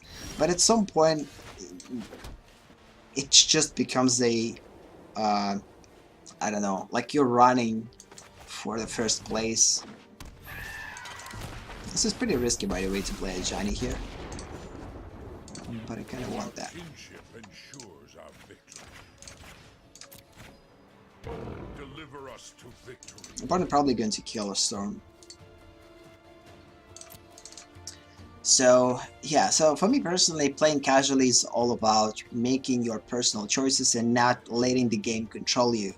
And when you go into a too competitive play, you will enter the state when game will actually kind of control you, will start to control you. Because again, I tried throughout the year to find a balance of playing casually, and I constantly lost track of basically, I don't know, the game constantly took control of me. I mean, one time I want to create my favorite decks and create a freedom decks and make and feel this freedom in the game, but then I'm starting to play a game and I'm starting to fight decks that are too efficient and I'm constantly losing, and the game kind of forces me, okay, you can't play with this deck, it's complete shit. Usually I'm not swearing, and I'm not considering shit a swear, but I'm trying to use it as rarely as possible, let's say. Let's do this. We might actually wait for next turn to do this. But we had to bring back our flyer. See it yourself when I see it. And continue to grow at Janny. 3 damage to target opponent's Planeswalker. Or Planeswalker. 4, 5, 6. Yeah, opponent will be able to play it. No, opponent instead decides to play Needletooth Trapper and get rid of the Siren. Which is, I believe, quite good choice. I wanna do this on my conditions. So yeah, so this is kind of it when it comes down to being a casual player. And again, there's different levels of casual play. I mean, there are players that play casually in a different way.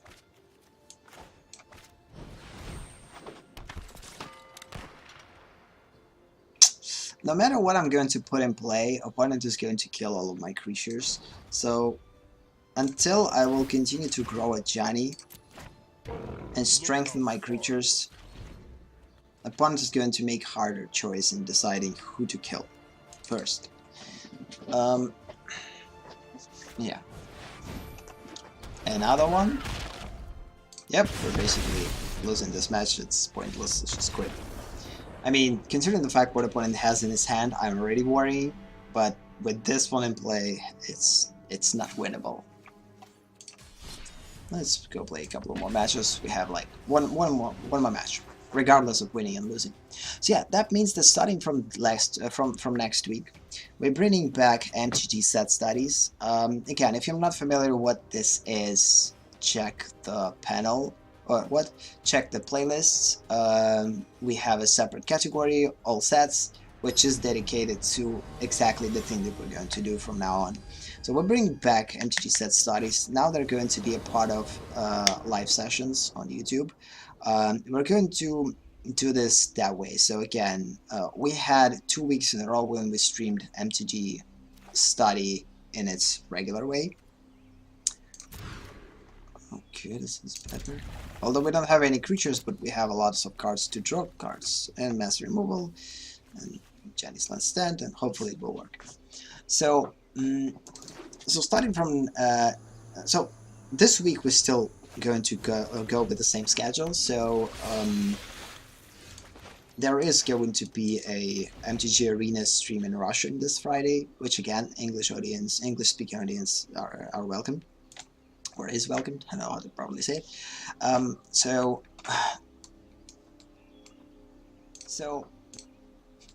that was weird. Okay, we're playing against fast merfolks. This is not a good thing. Hopefully, if they will grow stronger, if they will put a lot of counters, we'll be able to use Bust. But I doubt that. The only thing that will help us is this one, the fact that we're going to gain a lot of lives and draw lots of cards. It will at least give us some choice. So yeah, so this week we will do the same thing. Stream on Friday is going to repeat the same thing that we did today, but in Russian. Is going to the theme is going to be based around entering a casual mode. I don't know how to properly name it in Russian though, because it's going to sound weird. I have to find a different way of properly phrasing it in Russian to get my point across, because in English it sounds pretty fine, entering a casual mode, but in Russian it's going to sound weird if I'm going to use the word-by-word translation. We have to adapt it to a Russian language. So yeah, so this is the way that we're going to do this thing from now on, and starting from next week on Tuesday and on Friday there's going to be English streams of MTG set studies, and then the week after that we're going to bring back MTG Study. We're going to play Magic Arena. Okay. Toughness 4 or greater. So toughness, it's this. And if I'm going to actually kill this guy with this one, it's better, because Commander is going to grow and grow and grow. It's a bet for us. But let's just do this next turn, not this turn. Commander is still not going to hurt us that much. So next turn we're probably going to use Revitalize, and then turn after, it will all depend on the state of the board now. It would be awesome if opponent withdrew creatures stronger, but I doubt that will happen. Let's see. This thing is awesome against Gate decks and against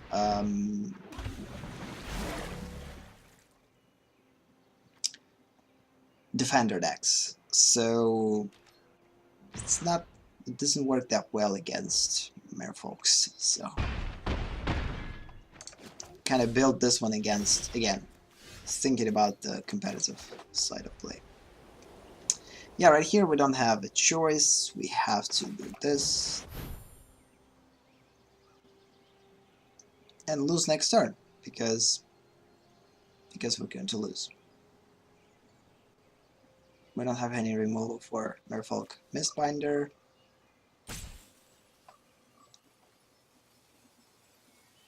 And yeah, we're losing. I don't know why opponent is thinking, like, what the heck. It's just pointless to think.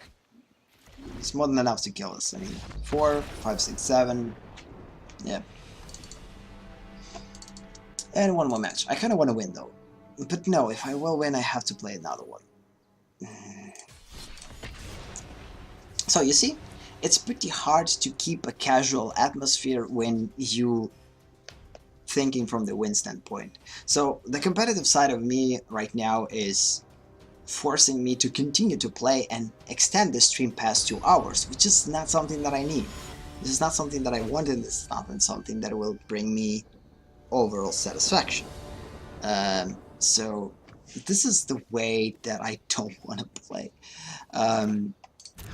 And in most cases, this is just a habit. I mean, I played Magic for so long already, and streamed it for so long, that I adapted to this type of behavior, where when you have to end stream, you find reasons to continue streaming. And then you mess up your sleep schedule, your rhythm, and everything, and you become inefficient because of the game, so-called addiction.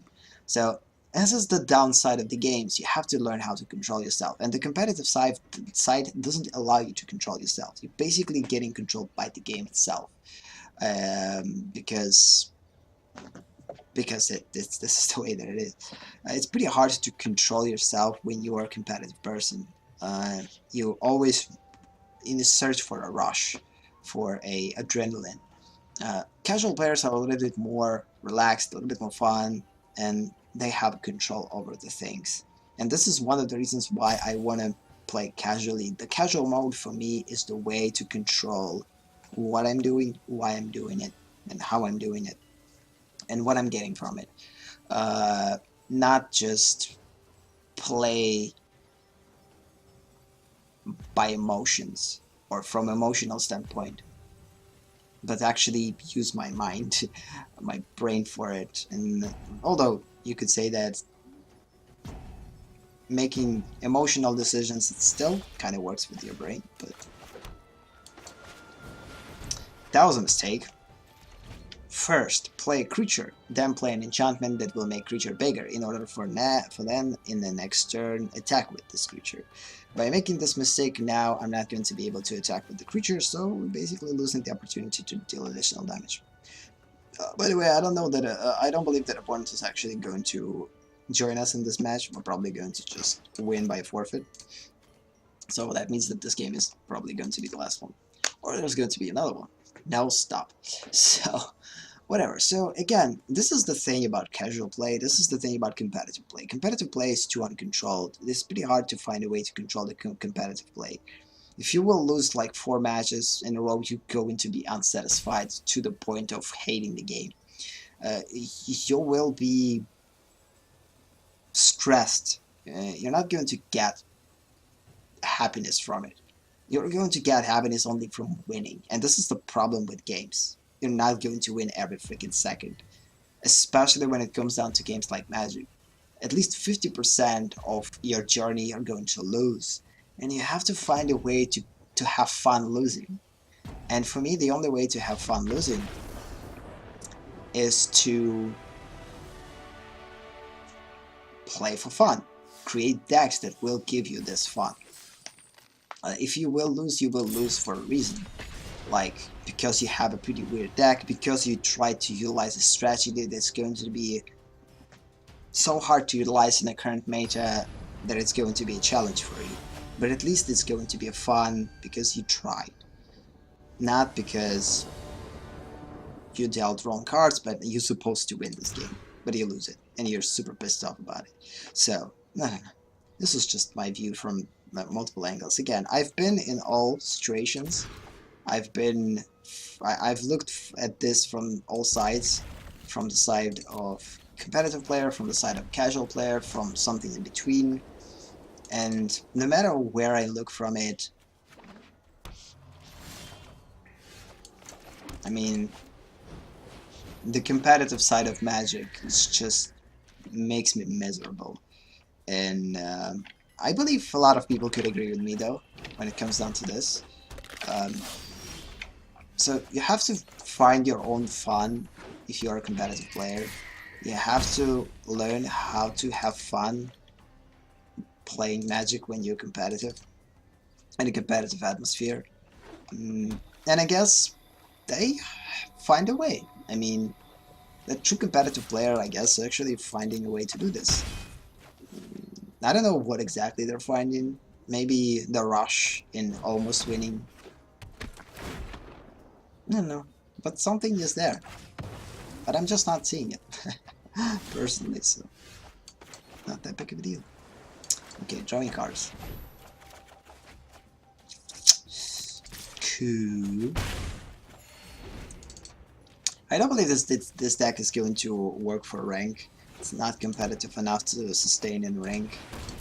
We had lots of situations that we basically lost 2 decks that we're supposed to win against. And can you imagine our this deck in a competitive atmosphere? It's not going to play. But still, it's fun to play. Yes. Oops.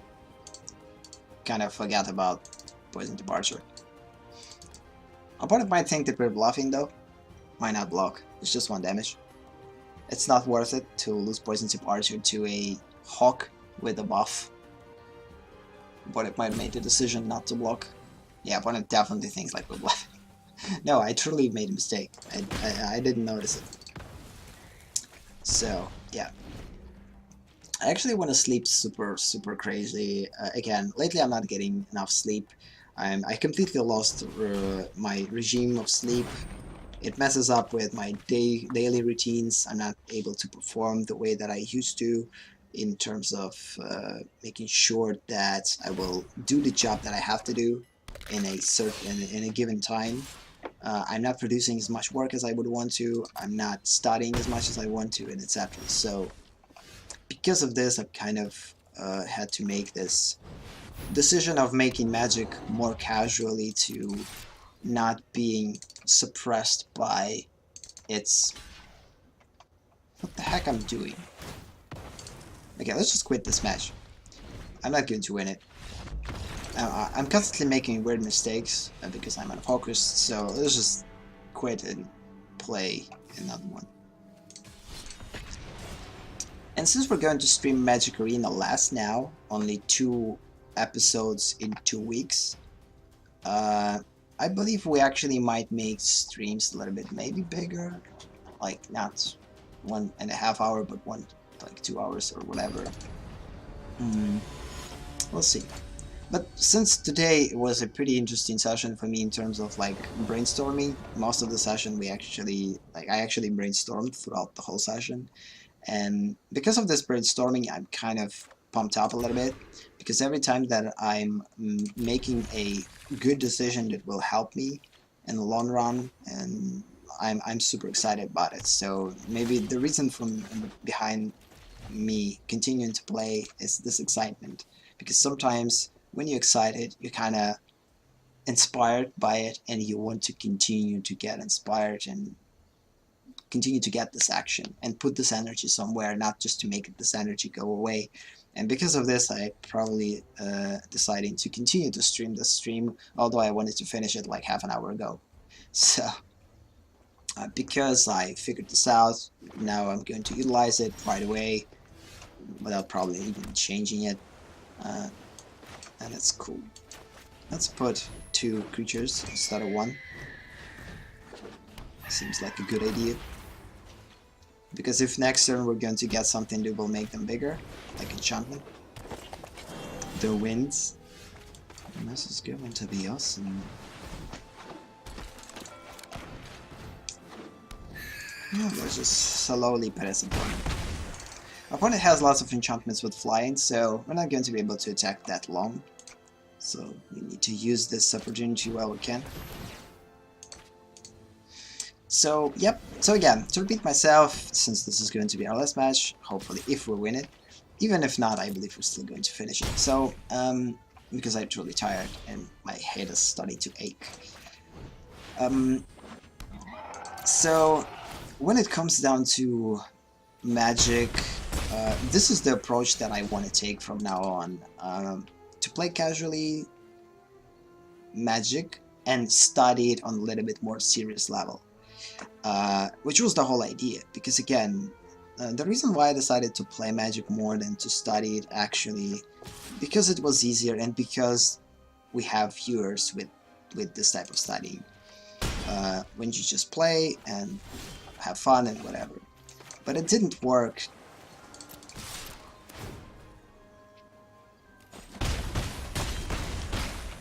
It didn't work in the long run. I mean, I didn't get a proper audience because I didn't stream enough time. I didn't get almost anything from it except just wasting sometimes time and playing. And the thing is that it affected me in playing.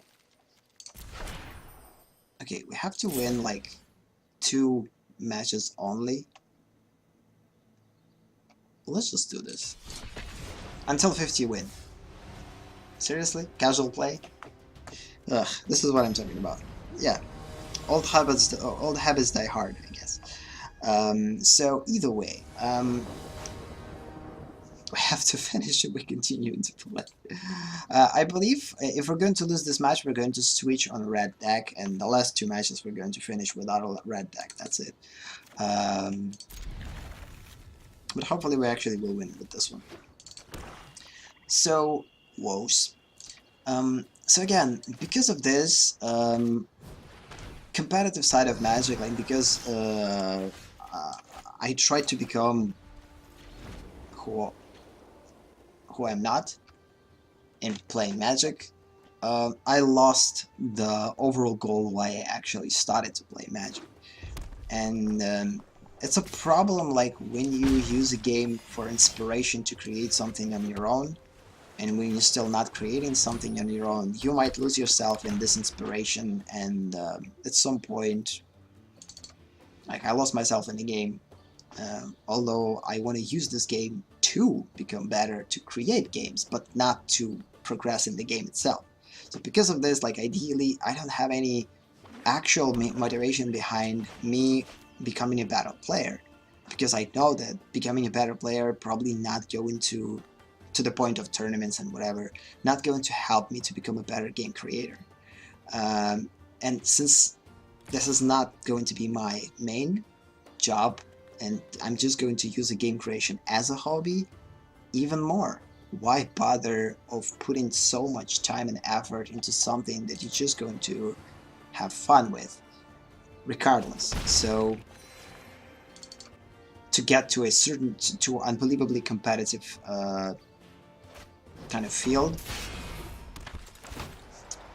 and don't get me wrong, even if you doing something casually, it's a good idea to still try to push it. Okay, that was luck. To the point of making it a little bit more, I don't know how to properly say it, to make it better. I mean, even if you will play casually, and I mean, there is a way of playing casually that it's pretty destructive. When you just play and don't want to try at all, and this way of casual play I don't like, and I'm trying not to get there. When you're just basically completely relaxing, not aware of anything that happens in the game, not learning anything at all, and basically staying in one steady place where you started. This is not a good way to play casually, unless you're just playing with friends and your main goal is to not get something from the game, but instead have fun by playing with someone. But if you actually kind of, for instance, if your goal is to create your own tabletop games for some reason, and the only way for you to do this is to play this game and learn something from it, and the only thing that you have to do in this game is to learn from it, and this is exactly what you're not doing, that means that you're definitely doing something wrong.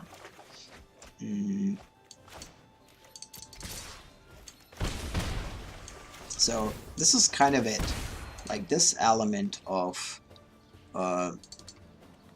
so when I'm talking about casual play, I'm not talking about completely relaxing and not learning from the game. I still want to learn from the game, but on a different level, not on a level that it's expected from competitive players. And again, by competitive players, I mean the players that cut throat for the competition. This is not good.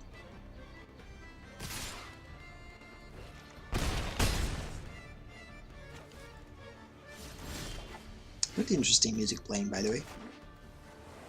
I'm not going to be able to kill anyone with this.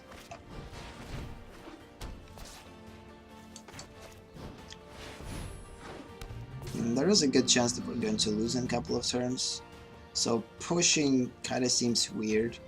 Let's stay in block for now. Yeah, we're going to lose that one. Whenever non-creature you control dies, this one deals 1 damage, so if we're going to block these guys and kill them, this thing is going to kill us, potentially. This one will deal excessive damage. There is a good chance that a opponent might have something that Ragnos to deal direct damage, so I have to block carefully, but we have to block.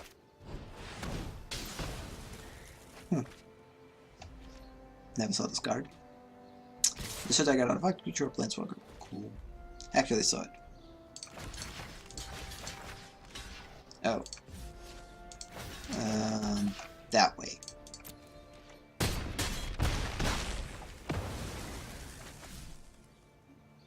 Two additional lives will be lost, but we will survive. And hopefully we will rebuild. But we don't have that much time to rebuild. Oh no, we're not. Yep, we're not going to rebuild. So it's kind of a problem. Sick. Ratatatatu. Now let's just do this.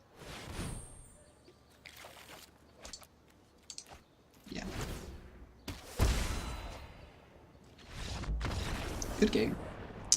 So yeah, let's just switch to red deck, and the remaining 2 matches we're going to win with the red deck, because I don't want for this session to extend past than 15 minutes, so red decks are relatively quick, so if you win, you win, if you don't win, you don't win.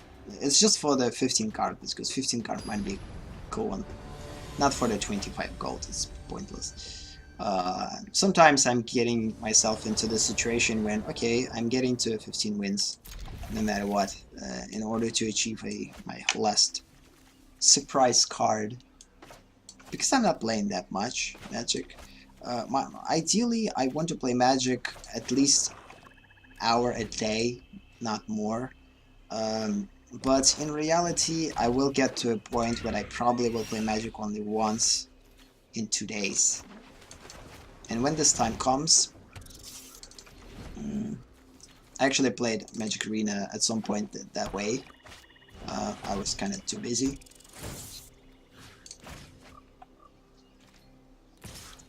And of course, the busier you got,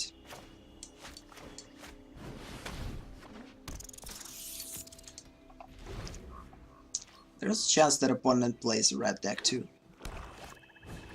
Nope. So yeah. So again, I guess we talked about everything that's I wanted to cover. Again, last session we changed place. This session we enter in casual mode, and by entering, seriously? Okay, that was quite interesting. I lost the Tsuka, this is pretty bad. Okay, I have to answer it. And continue. Oh snap. Attacks, defending player discards a card. So this was, by the way, for me, I wouldn't say there was a mistake not to play Tetsuka. I actually thought of playing Tetsuka in previous turn. I decided not to do that, which was a mistake. Now I'm paying for it. But hopefully we'll still have enough to kill opponent though. That's our constant strategy of hitting opponent in the face. Opponent is just not going to, especially if opponent focuses on discarding, not going to have enough power to kill us. But we ideally have to have enough power to overpower opponent.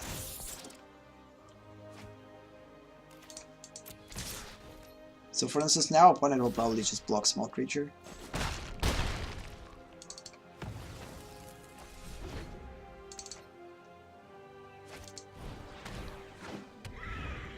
We need Tetsuka now. Or more rats.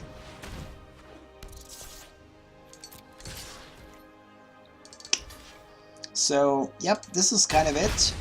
So, throughout the stream, I figured out how exactly I need to enter this casual mode, and I truly try to set my mind into an actual casual mode thing. Snap.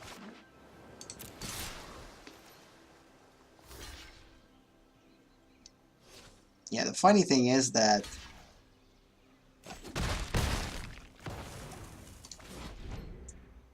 we need more rats.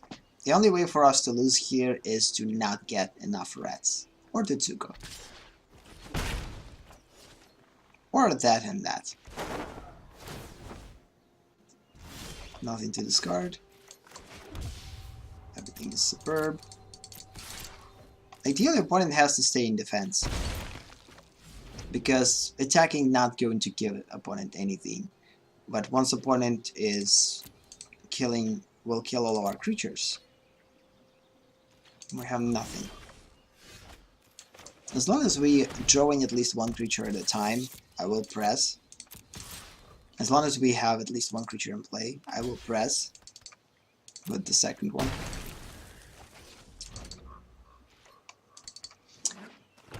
So, which might not be a good idea though, but still. Regardless, opponent would kill all of our creatures, so. So now it's all about getting attacking creatures.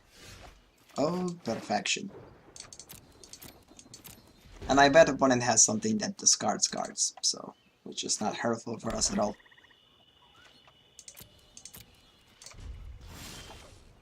Da, da, da. Also, opponent might have a removal though, to remove red colony or something. By the way, I wanted to build deck around this card. In earlier versions of Magic, before new sets, I actually had this one. This version of the deck. But it worked with a lot of passive auras, like there was a lot of curses. I'm actually waiting when they're going to bring back Amonkhet and Kaladesh, especially Amonkhet. Amonkhet has lots of cards that actually will sustain a pretty good enchantment curse deck based on discarding and draining opponent passively, or half passively. And last match for today. Red deck didn't lose any matches today. It's on freaking fire. Maybe I will lose it in competitive. So yeah, I don't want to grind in Magic. I don't want to play rank that much. I mean, I will occasionally play that, and occasionally will go into a competitive constructed to grind some additional gold. But in most cases, in my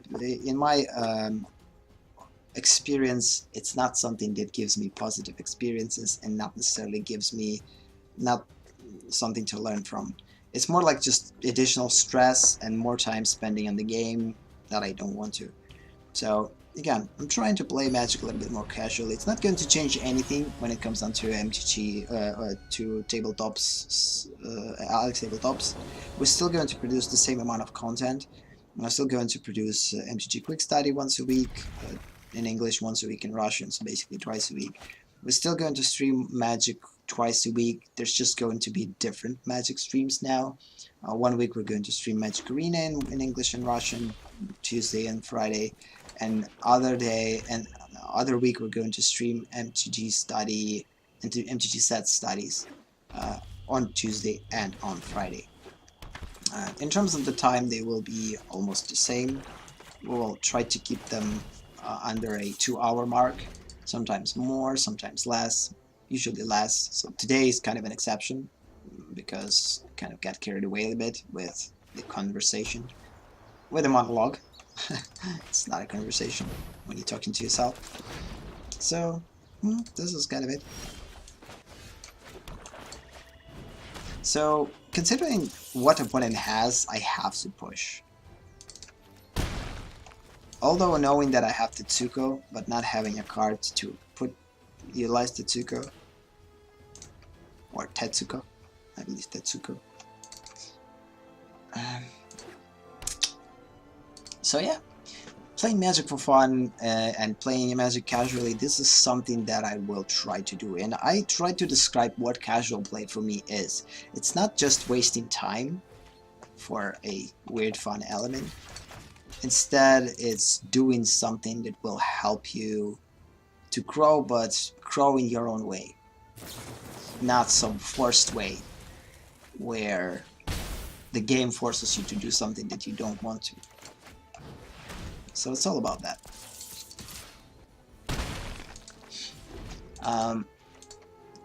Yeah. So from now on, to support this entering casual mode thing, to repeat myself, we're going to focus more on creating decks that I actually want to create. So unique decks with interesting abilities, with weird pairs, with weird situations, and with weird almost everything. Opponent sarcastically calls it a good game because red decks don't need a lot of thoughts to them. It's simple as that. You're just putting lots of red colonies each turn, and that's it.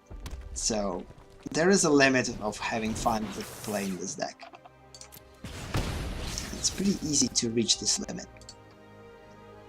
I mean, you will play like 5 or 7 matches, and you will be bored.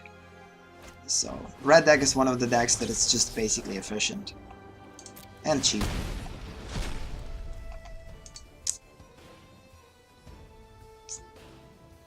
If opponent will attack, it's going to be a mistake. But if we're going to get a blue land and put Tensuku in play, we're winning regardless. So, no.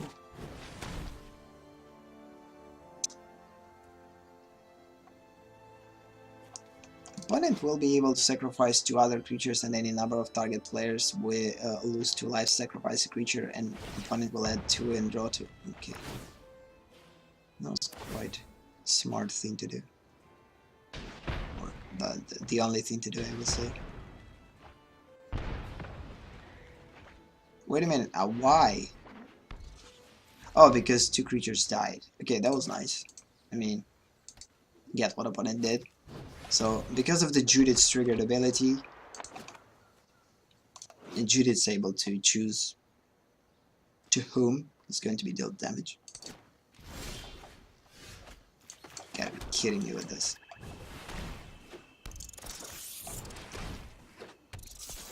Opponent survives as long as he can. But again, we are in the pressing mode and opponent is in survival mode. So the only problem for us now is this flyer. I'll definitely screw the thing. And if opponent puts another Judith in play, we're in trouble. But if not, we actually have a chance to win. You gotta be kidding me. The most weird match ever. Pressing with both. Opponent might have Excellence or Settled Wreckage. I doubt that. So yeah. So this is the way that we're going to play Magic from now on. Nothing less, nothing more. I mean, have fun. Learn slowly. Learning the way that I want to learn. The way that is going to benefit me in the future. Knowing why I'm playing Magic. Exactly. And not losing yourself. Even if someone is going to affect this change. So if we're going to get viewers who would want for us to play more competitively, we will try it, of course. But if it's not going to sit with us, there's no point of continuing this. And we will switch to our basic casual mode. To attract audience and to keep audience, we will try to do stuff, but not more than until it stays into the in our what we want from I don't know how to properly say it. Until it doesn't breaks our overall intentions that I had with Magic, we will adapt. Or I will adapt. By we, I mean as a hopefully community. So because of this, when I created a separate communities for Magic, I kind of, again, created them all from the standpoint of me being... so the only hope for us is the freaking land to play Tetsuko. This is the only reason why we're not winning.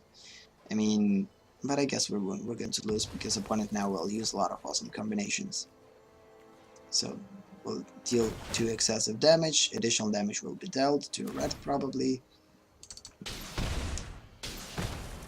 The rest is going to be dealt with attacking creatures.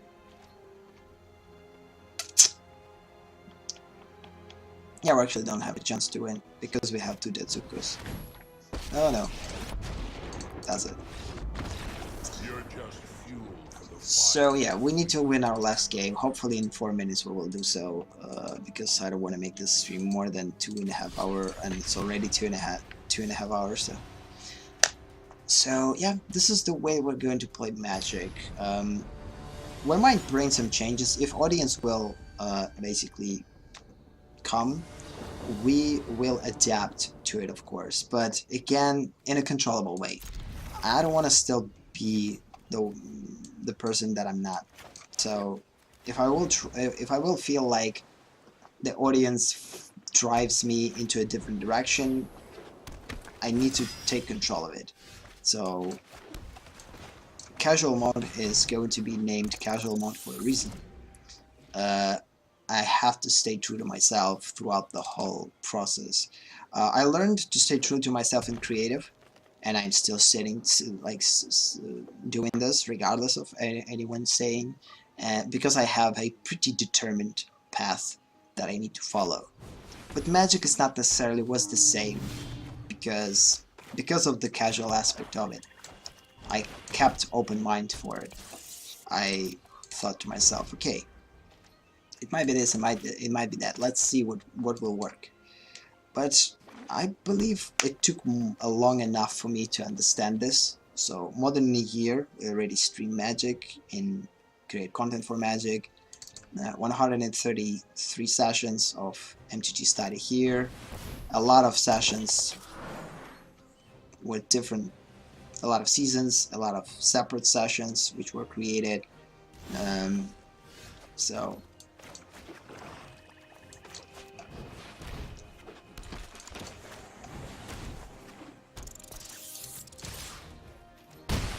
if opponent is not going to find a cure against Tetsuko, we're winning next turn.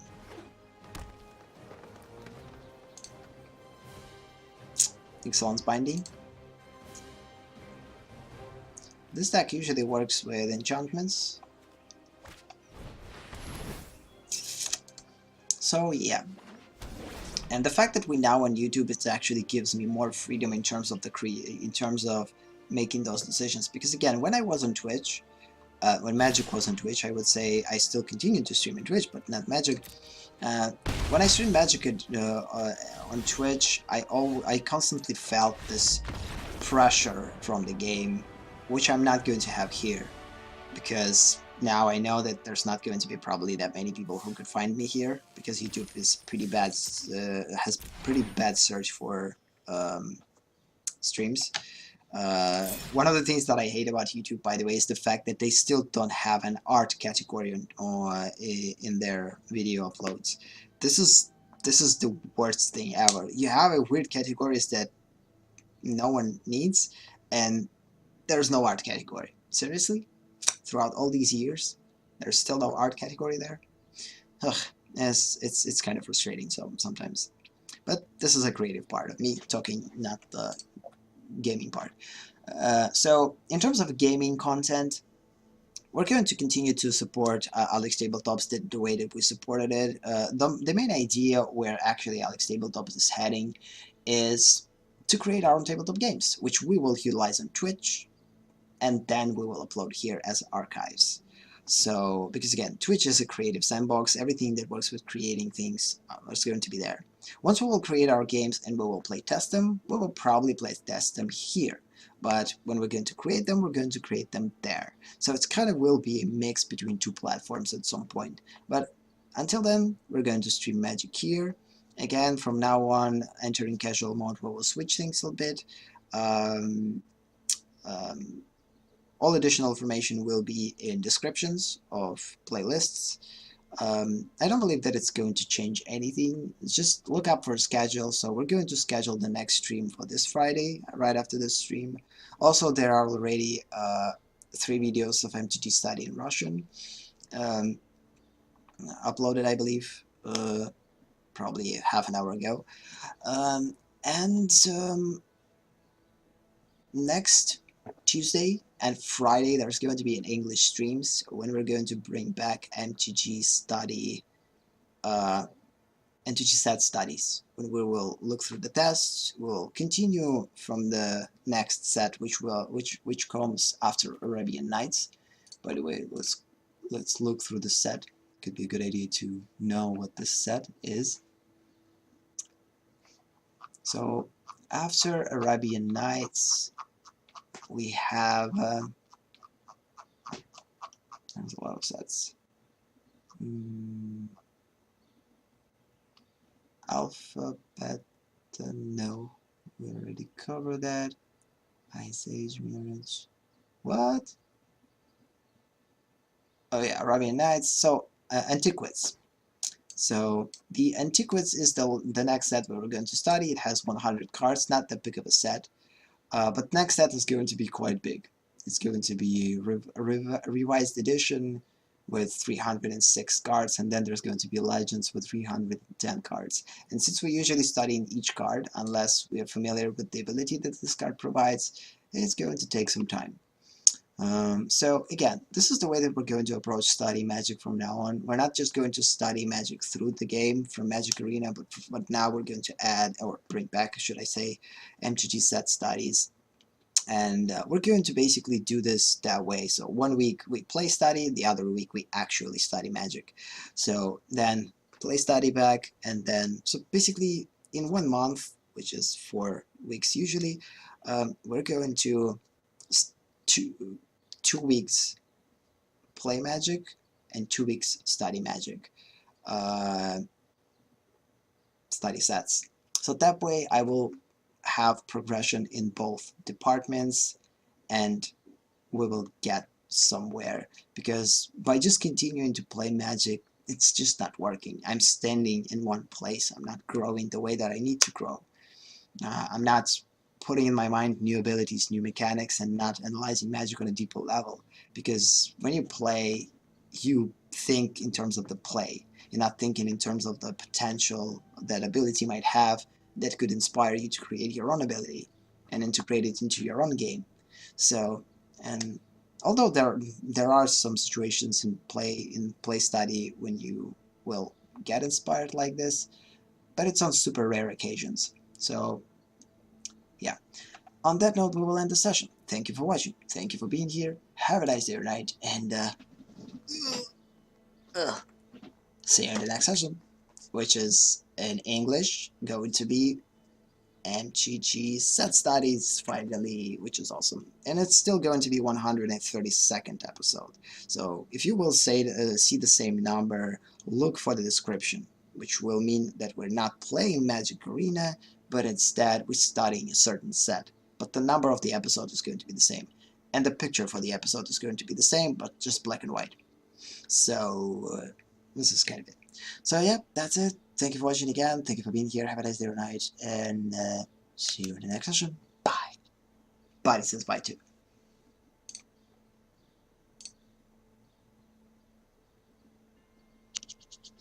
Come on, come on.